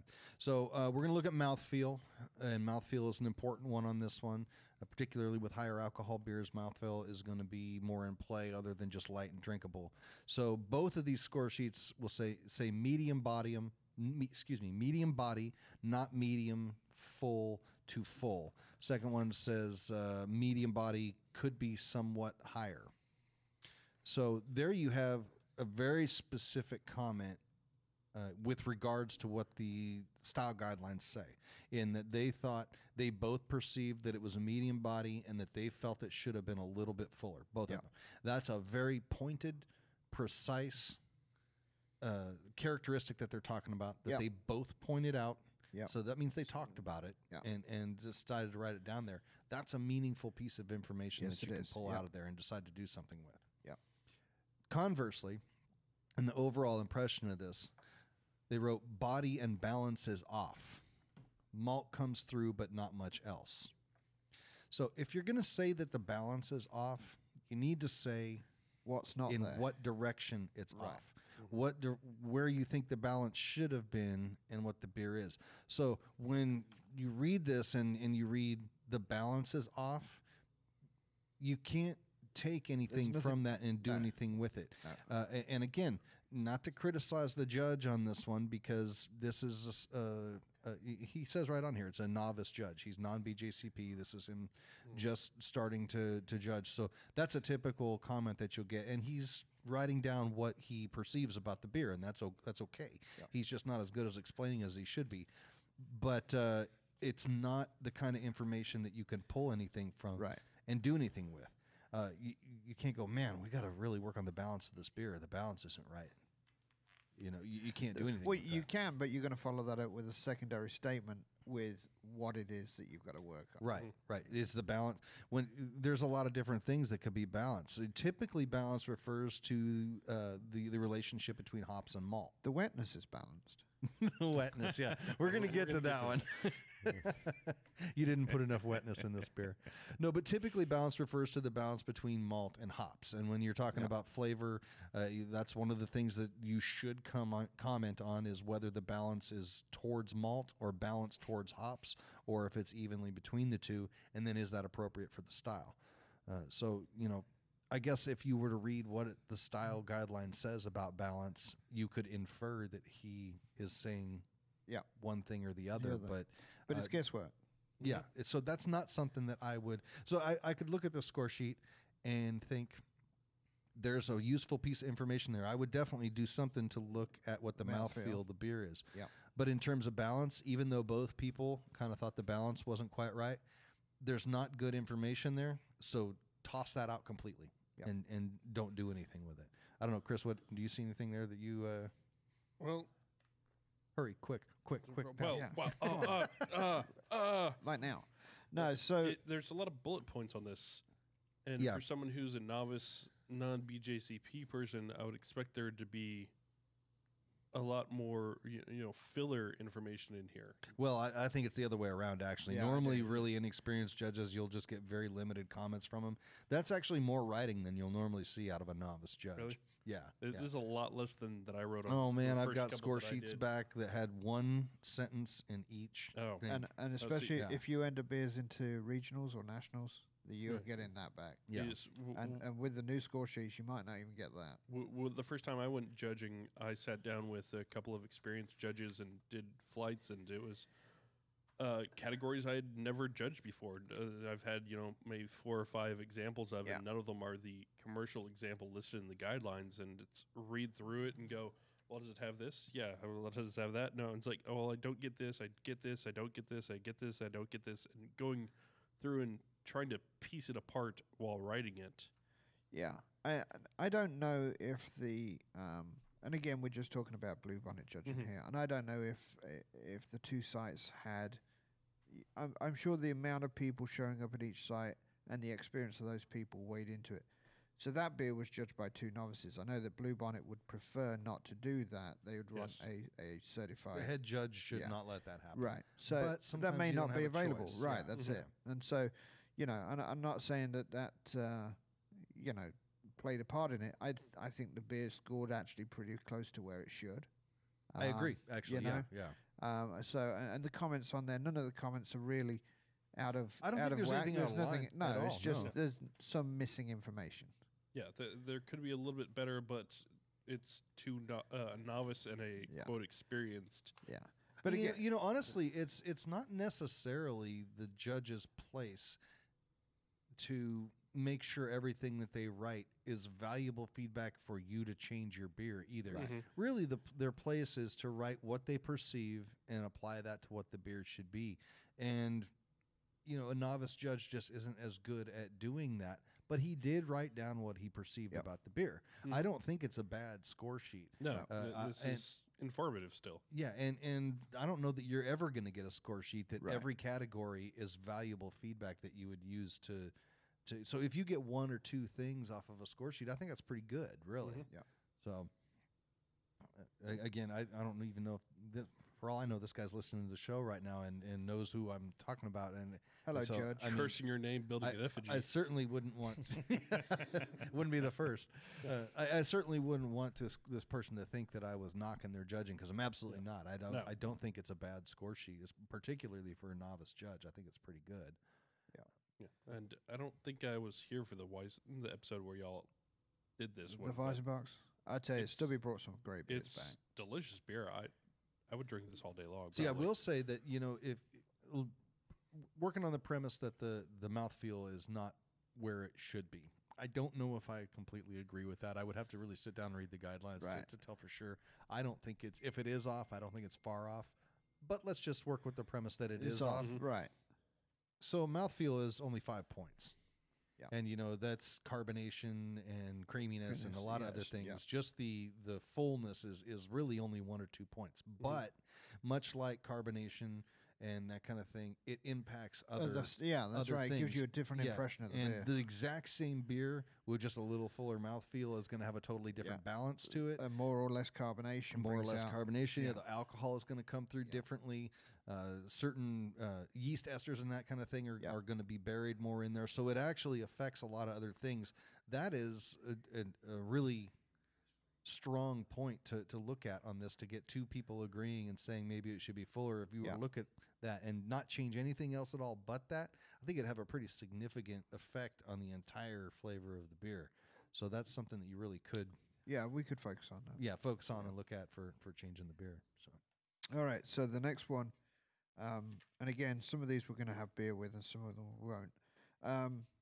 I like the ones with beer better. Yeah, agreed. Well, I'm going to change that thought, because the next one we got is our key lime pie beer, which we don't actually Which have we've any had left. several We've times, had, and yeah, I have both an also. extremely high opinion of that beer. We've And the also reason, had several iterations of it. right, and the reason we got this one is we took second place with that in American Wild.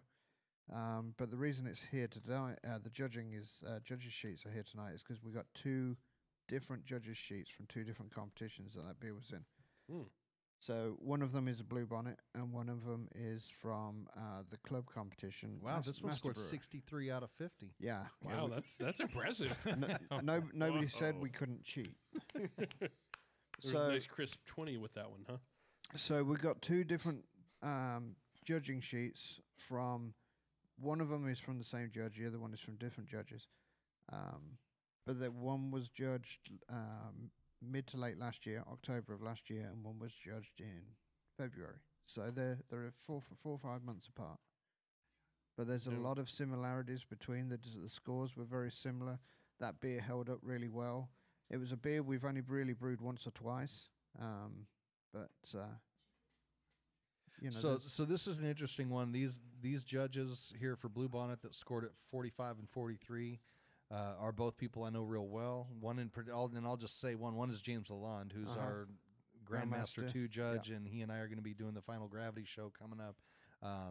Really just an outstanding judge, really encyclopedic knowledge of beer, and some of the best score sheets I've ever got have been from James. And James gave you a 45.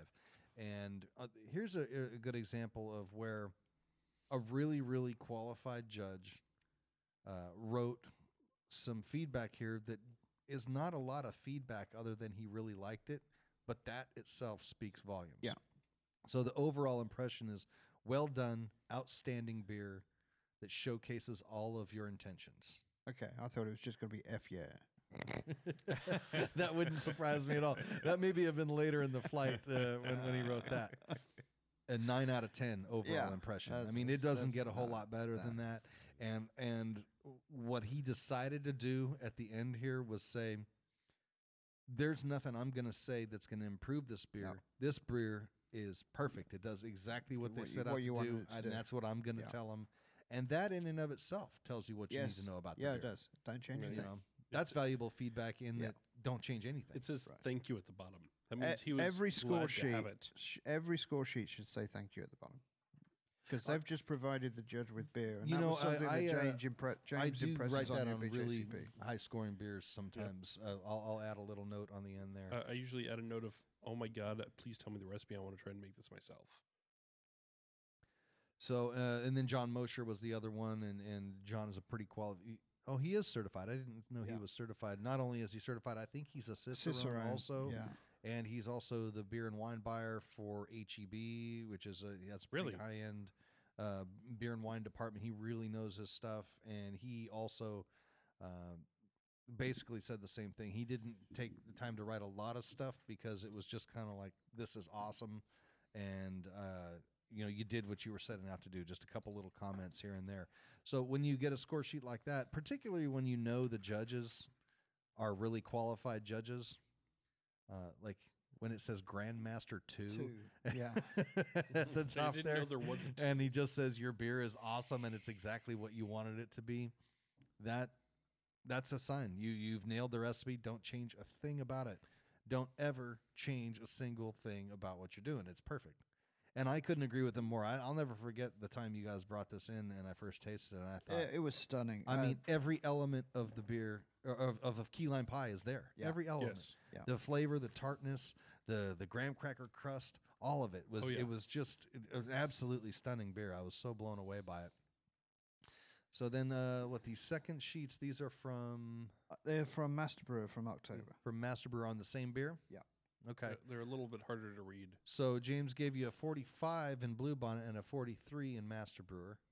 That's, I guess, within spec. Mhm. And then Travis Poland, also a really excellent judge, gave you a 43. And Mandy Tucker, who I happen to know, she's not a BJCP, but she's a pretty qualified palate, gave you a 41. So lots of good feedback there. Yeah. Let's see. Well done, very enjoyable, and very drinkable. The lime and crispness are showcased. Crispness. Crispness. Crispness. Merry Crispness. Yes. Come on, man. Get it Let's right. see here. Yes. Travis wrote a paragraph. An excellent entry. The balance in fruit, sugar, lactic character is lovely. The target key lime pie is definitely... Is that graspable? Graspable. I would like the lactic sourness to be just a bit cleaner.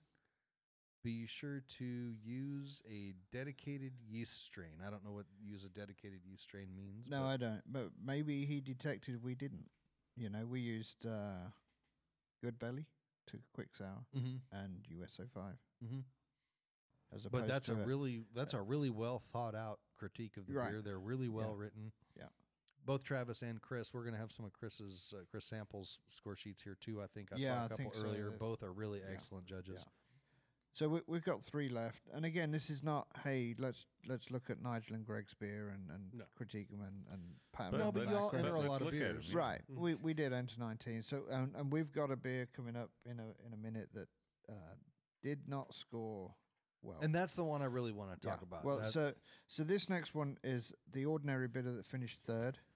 And the reason I brought this is, one, because we've got a score sheet to go with what's good and what's not. This is only a beer I've brewed twice, so this is still still in there for something that can be changed or maybe changed as well. You know. So where did we land score-wise on this? 37 and 39. I think I agree with just my initial taste of it. I think I agree with those scores. Yeah. It's close. It's just not quite there, I don't think. So Go for it. I think I'd have a hard time judging this beer because it's something you need to know what it's supposed to taste like, because it doesn't taste like a normal American beer. No, well, it's a sub 4%. Yeah. English style beer. quite malty, good backbone, bitter hops there to the end. Let's see here. I can't read that. Attenuate some. Balance is even. Finish is a bit malty. So the balance is even, but the This finish is a malty. bit malty, yeah. And it says it's a little grassy. That- Now, that's that's off actually pretty character. descriptive. A lot of that's Right. pretty descriptive. I could pick that apart a little bit, but he's giving you a lot of information about what he's tasting there. Near medium body. I don't know if that means medium full or medium light. Yeah. A bit big. Seems like That's what 40 she plus said. gravity. Oh. I guess 4%. I think that is a terrible Are they talking comment. 1040 or are they talking 4%? I don't know. Yeah, that's the Yeah. thing. To Yeah. say on WD-40. here that you think you know what the original gravity of the beer was is It's ballsy. it's you're making assumptions Yeah. about the beer that. Yeah. So overall impression is a nice bitter, not super clean, never popped, good performer. That never popped as in Who opening the fuck bottle, knows or, what Yeah. that means? Yeah. or wouldn't So a shiny example, or So there's a lot of descriptors in here. Aroma, nice malt nose, caramel, hop nuance, some other stuff I can't read. some fruity esters. None of this is usable. Right. None of it's usable. No. Even though the guy has given you a lot of information about what he tastes, it's presented in a format that is not usable. You know, so I would completely ignore that entire score sheet, other than to say he scored you a 37, which I think is a good, accurate score on it personally, just in my initial flavor without really sitting down and breaking it down. So you can take from that the score. Yeah, I think, and again, from most of the beers I've put into or we put in, I think Greg and I put into Bluebonnet, I think they scored around where I thought they should. So the other guy that judged this, the first guy there was a nationally ranked judge. This is a certified judge with a very low number, so he's been certified for a while. Moderate caramel malt, medium low bitterness, low earthy hop flavor, low fruity esters, semi-dry finish with some lingering bitterness. Very nice something. Very nice something. Got a very nice All right. something. I like that one. Maybe a little too much body for style. My something is one of the nicest there is going. Yeah. So I mean, there's a little more useful feedback in here. Right. You know, in all of that flavor description, he's given you a 14 out of a 20, which means he found some aspect deficiency not to like. in it. Right. Yeah. Now, I'll admit that this is similar to how I would write a score sheet, in that sometimes I feel like I do nothing but describe it, but I don't say how I felt that applied to how I'm reading the style. And I think that's kind of what I get here, where I read his description and then I look at his score and I think, okay, I'm not sure why he landed on that score. And I think I'm guilty of that sometimes too. But I think we all are, right? Because as Chris said, you read the guidelines, and if you're not super familiar with the style anyway, you read the guidelines and you look to see if you get out of that beer what they talk about in the guidelines. Yeah. And so you mark down, I get that, but I don't get that. But you don't give a critique of whether that's good, bad, or indifferent. Right. And really, that's where overall impression should come in, I think. You know, where the rest of them, you can really just write down what you're tasting, what the level of it is, how it affects the balance, that kind of thing. And then an overall impression, you tell, I got this and this, and this is where I don't think it fit or it did fit. And that's where this one misses the mark a little bit, because the overall impression is a very brief description. The only thing that he notes that he doesn't think is right is there's too much body for the style. 39 out of 50. Well, you know, I will say, when you get a beer back on that 39-point range, that's the most difficult one. A 20-point beer, you know what you're working with, or you need to improve it. 42, 43, whatever, you know you're right on the right track, and you could probably enter that in the same competition several times and have a good chance of winning.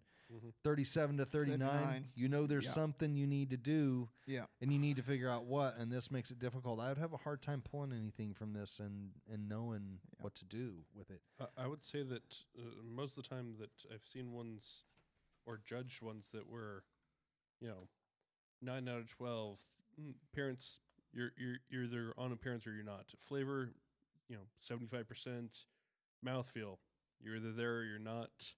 And then overall impression, they're at 80%. 8 out of 10 is pretty good. So it's the flavor where he's judging by the points allotted. Yeah. It's the flavor where if everything checks all the boxes, it's hard to say that it really excels. And it's one thing to make a beer that's to style, and it's another thing to make something that's really fun to drink again. It's harder to sneak out for a pee break when there's only 3 of us. It is true. But it's one thing to say, it checks all the boxes. It's another thing to say it checks all the boxes and I want more. Yeah, that's right. And again, if he's going through the star guidelines, or if he's going through what his belief that beer should be, and he's just checking boxes as he goes, he may not be marking out whether it's good, bad, or indifferent. In his perspective, it's just, that's what it is. Yeah, it's there, but he's not judging it against the amazing guidelines, and that's, mainly what you should be doing. Yeah. But without too much constructive feedback, you're just going to get it's this and it's that and it's the other. It's hard to know, especially for some of these things that like you said, right. The other one, it's something we're not going to get much over here, so we don't know if it's a good example. Right. But correctly. one of the great things that we learn in James Lalanne's BJCP class, which I highly recommend anybody that's available to get Trying into that, to. get into it, is the overall impression is your ability, your availability to put into words what you think would improve that beer, or what you liked about that beer if you don't Mhm. believe it can be improved. So if there's something that you really liked, and you have a space there to put in what it is. If you have something in there that you think needs to be improved, you've got space to put it in, and that's what overall impression is for. Yeah. Yeah. And it's not just a case of saying thanks. Although I believe again, like I say, I believe you should say thank you, but it's an opportunity for you to give your opinion on that beer from your perspective, and not necessarily from the BJCP's perspective. Right. When you read the overall impression, that should be the part where it sums up everything you think about it, and you give the reason why it was high, or reason why it was low, or in the middle, or whatever. And then they can look back at the individual categories and say, okay, well, he thought the flavor was this or that. Here's where it breaks down exactly what he was tasting in the flavor, and where I can figure out exactly which one of those components I think. I can't deal with the echo in the headphones, man. I'm sorry. Do you have an echo in the headphones? Yes, killing me, it's awful. Yeah. Yeah. Hopefully But it's just in the headphones. We'll Hopefully it address that doesn't at sound break. like this I on the was- podcast, because I just looked at you and you had I made an executive decision Right when I up came on your back from the head, bathroom so- to not use my understood. headphones. Understood. Yeah, and I'm happy with my decision. I think it's Oh, working okay. out well. It sounds great in here. Just- Anyway, grab some of this beer, because this is officially a 21.5 point beer. This is Oh, the one I really shit. wanted to talk about. Yeah. Yeah. That's a low Is score. my tongue? It is a my low tongue score. Ready for it? The Well, lowest I got was a 22. yeah. Like So wheat wine Did you that bring was that told one was in? the wrong okay, so category. here's the caveat to go with this. I think it's a great beer. What I think is, well, I know for a fact it was misentered. Okay, so it was entered as an alternative fermentable beer, and when we was entering our beers, we put in some placeholders in the website to keep an entry open, and we missed the deadline for changing the entry. We were not going to enter this beer. We missed the deadline. We entered the beer. The beer is a Brett beer. The Brett popped a lot earlier than what we was expecting. We used the Old Ale yeast, which is a Brett blend, and so the Brett popped a lot earlier than what we was expecting. So let's take a step back there real quick. Alternative fermentables, that's where there is some sort of fermentable sugar in the beer that is different Not from great. your standard yeah, ingredients. there is- And there so is for this one, it would be what, brown sugar? Brown sugar and also golden syrup. And golden Okay. syrup. Yeah. Now, golden syrup is not normally going to need to be one that's declared as an alternative fermentable. But brown sugar, I could Yeah. see that being Yeah. in there. Yeah. Would so maple syrup and things like that be alternative fermentables as well? you could, Yes, if you maple syrup would be, if you yes. declared it, you would need to put it in Yeah. alternative fermentables. So whereas it was entered incorrectly, we thoroughly anticipated it getting panned. Okay, and rightfully so. And What do you and mean? What does that mean? It'll get a low score. Not doing well. Yeah. Okay. Yeah. Because it's not to style. I mean, it is an alternative fermentable beer, but it should have been entered as a Brett beer. Yeah. Okay. Having said that, the feedback we got was very questionable. So here's a couple things I'll say about that. When you take your BJCP exam, your tasting exam, and also when James runs the classes, he'll always the one of the responsibilities as a judge is to be able to identify when a beer is entered in the wrong category and score it accordingly, but also write on there that that's what it is. And Yep. when you take your tasting exam, the 6 beers that you sit down and taste, one of them is always going to be a miscategorized beer, and Yep. you have You- to Identify Identify what category it it's supposed to be in. and write down that that's it. Should it be? And it's a lot more difficult than it I sounds. can anticipate. And in this one, this is a perfect example of it. Yeah. I didn't realize this was a Brett beer when we were talking about it earlier. Uh-huh. And reading the score sheets, I would never have thought it was a Brett beer. And when you first gave me a taste of it, I don't know that it would have occurred to me that it was a Brett beer. Right. Once you say it, I think, oh, well, obviously. Yeah, it is. Yeah. Obviously. But when you're sitting down judging a beer, that is a lot more difficult prospect. Yes. Because you have it in your head, this is what I'm judging. Yeah. No, And- you're absolutely right. And I have tripped up on that on the tasting exam more than once. So Imagine that's also something that for the novice judges, it's, oh yeah, I know IPAs. I'll judge an IPA, and you pick something up and go, this isn't an IPA. Yeah. How the hell am I supposed to judge this? Right. Your inclination is to think this is a bad IPA. Yeah. yeah, And it's, Or there was a and you it's made a not to mistake. think, hey, wait a minute, this might This be might be something better off in some other- other yeah, category. yeah. And it was 2 novices that judged this. Okay. This would be a huge curveball. To Yeah, throw at oh, novice yeah, judges. Yeah. yeah. What was it entered? Just It was entered as fermentables? alternative sugar. Okay. But what's Okay. the description? Because that's going to be It's the an key English strong brown sugar golden syrup. Mm-hmm. Okay. Nutty problem. aroma, no hops. Now, just going from that description, I would say that it's infected. Right. And you would pretty and much then- be right because of the Brett. Yeah. You know. Yeah, I guess Yeah.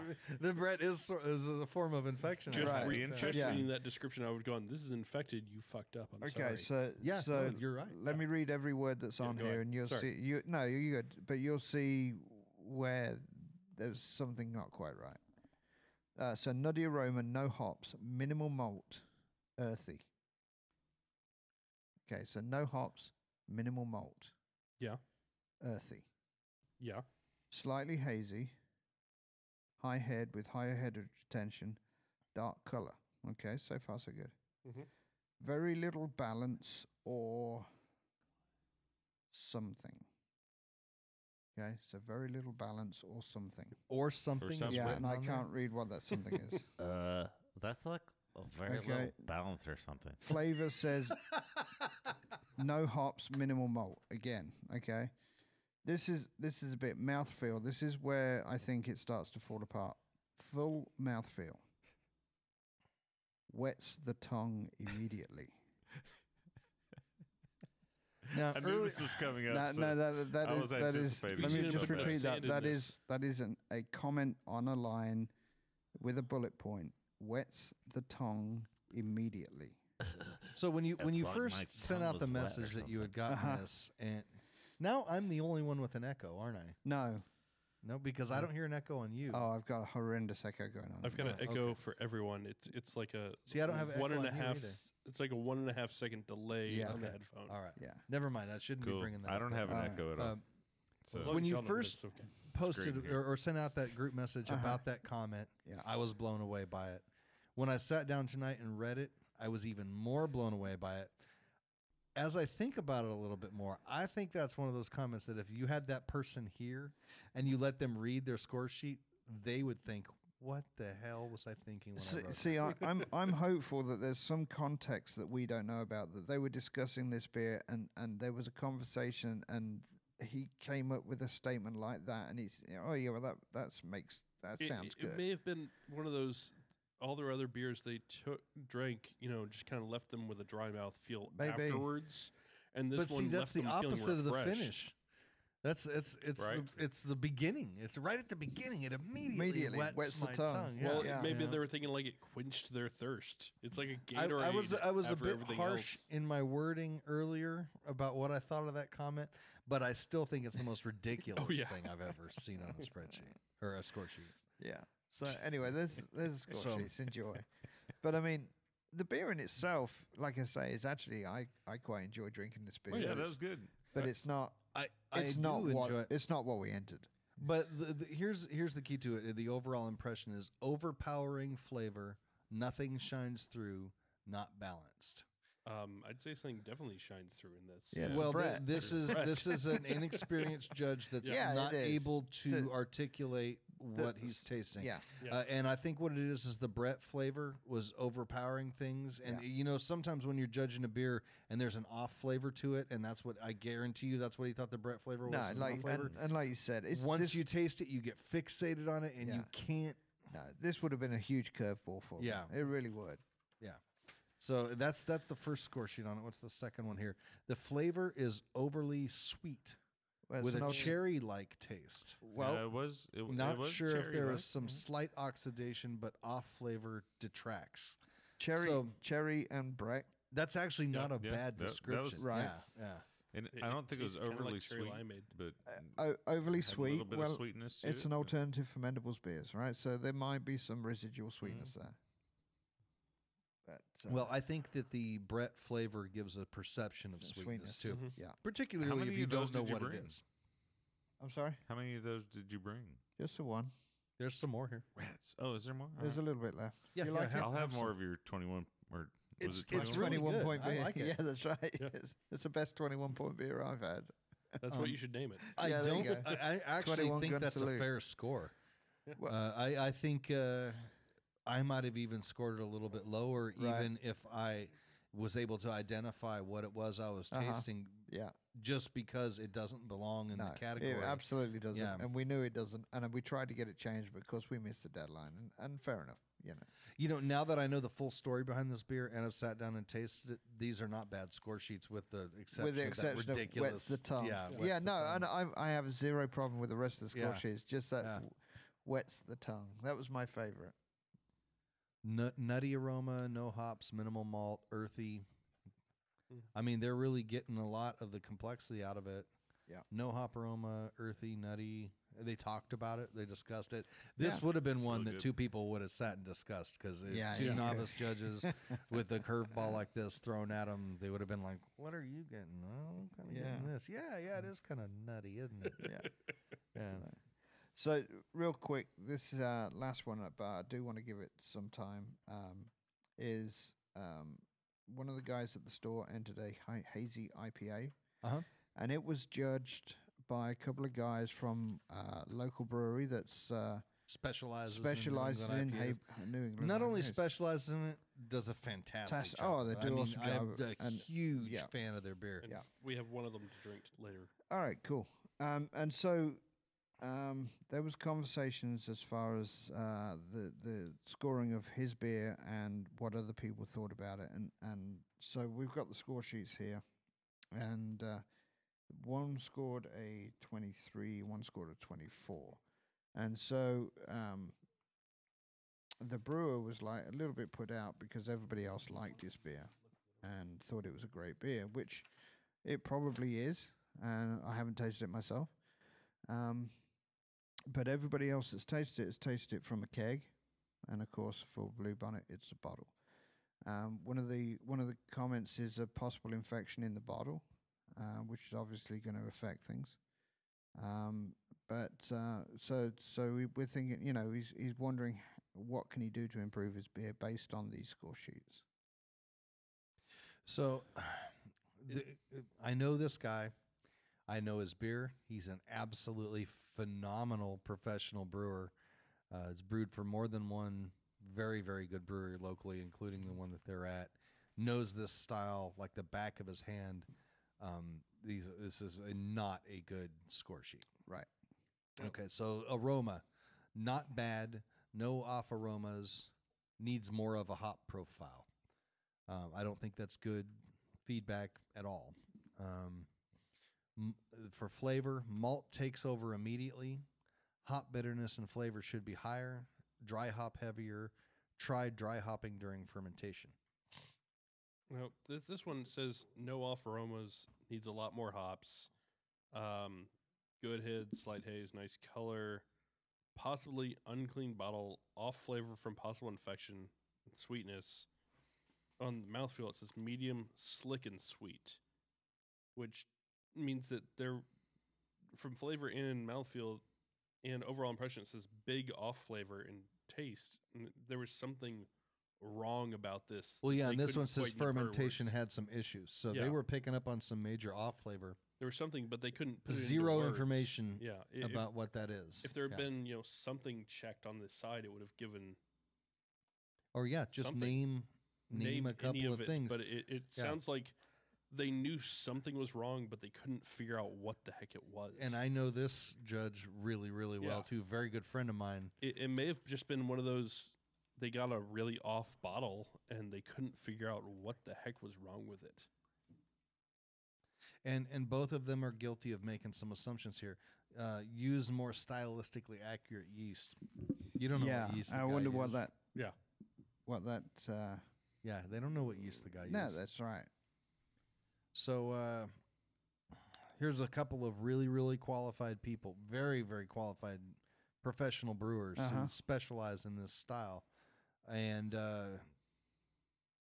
just not giving the guy much to work with. No. Yeah. I mean, It could have been. I think it was a fact that, or they got a bottle of something and they didn't know what to do with it.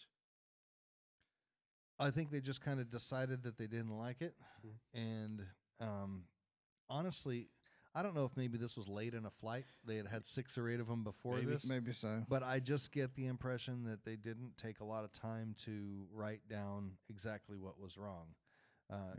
One of these judges in particular, I know to be a much, much better judge than this. Really fantastic palate. Yeah. One of the best palates of anybody I've ever known. I've always been jealous when you sit down and taste beer with them. Like, damn, this dude really can taste beer. And just didn't give the guy much to work with. And that's what we're talking about here. I don't know whether the scores on this are justified or not. No, and I don't either because I don't have any of the. So beer and I've we never really can't tasted. comment on that. But I will say that if you're going to score someone 23 and 24, I would really hope that they would be able to take some information and use it Point to them improve in it. a direction. And I don't think that these gave that at all. No. And so without tasting it, without having any samples here, it's difficult for us to tell.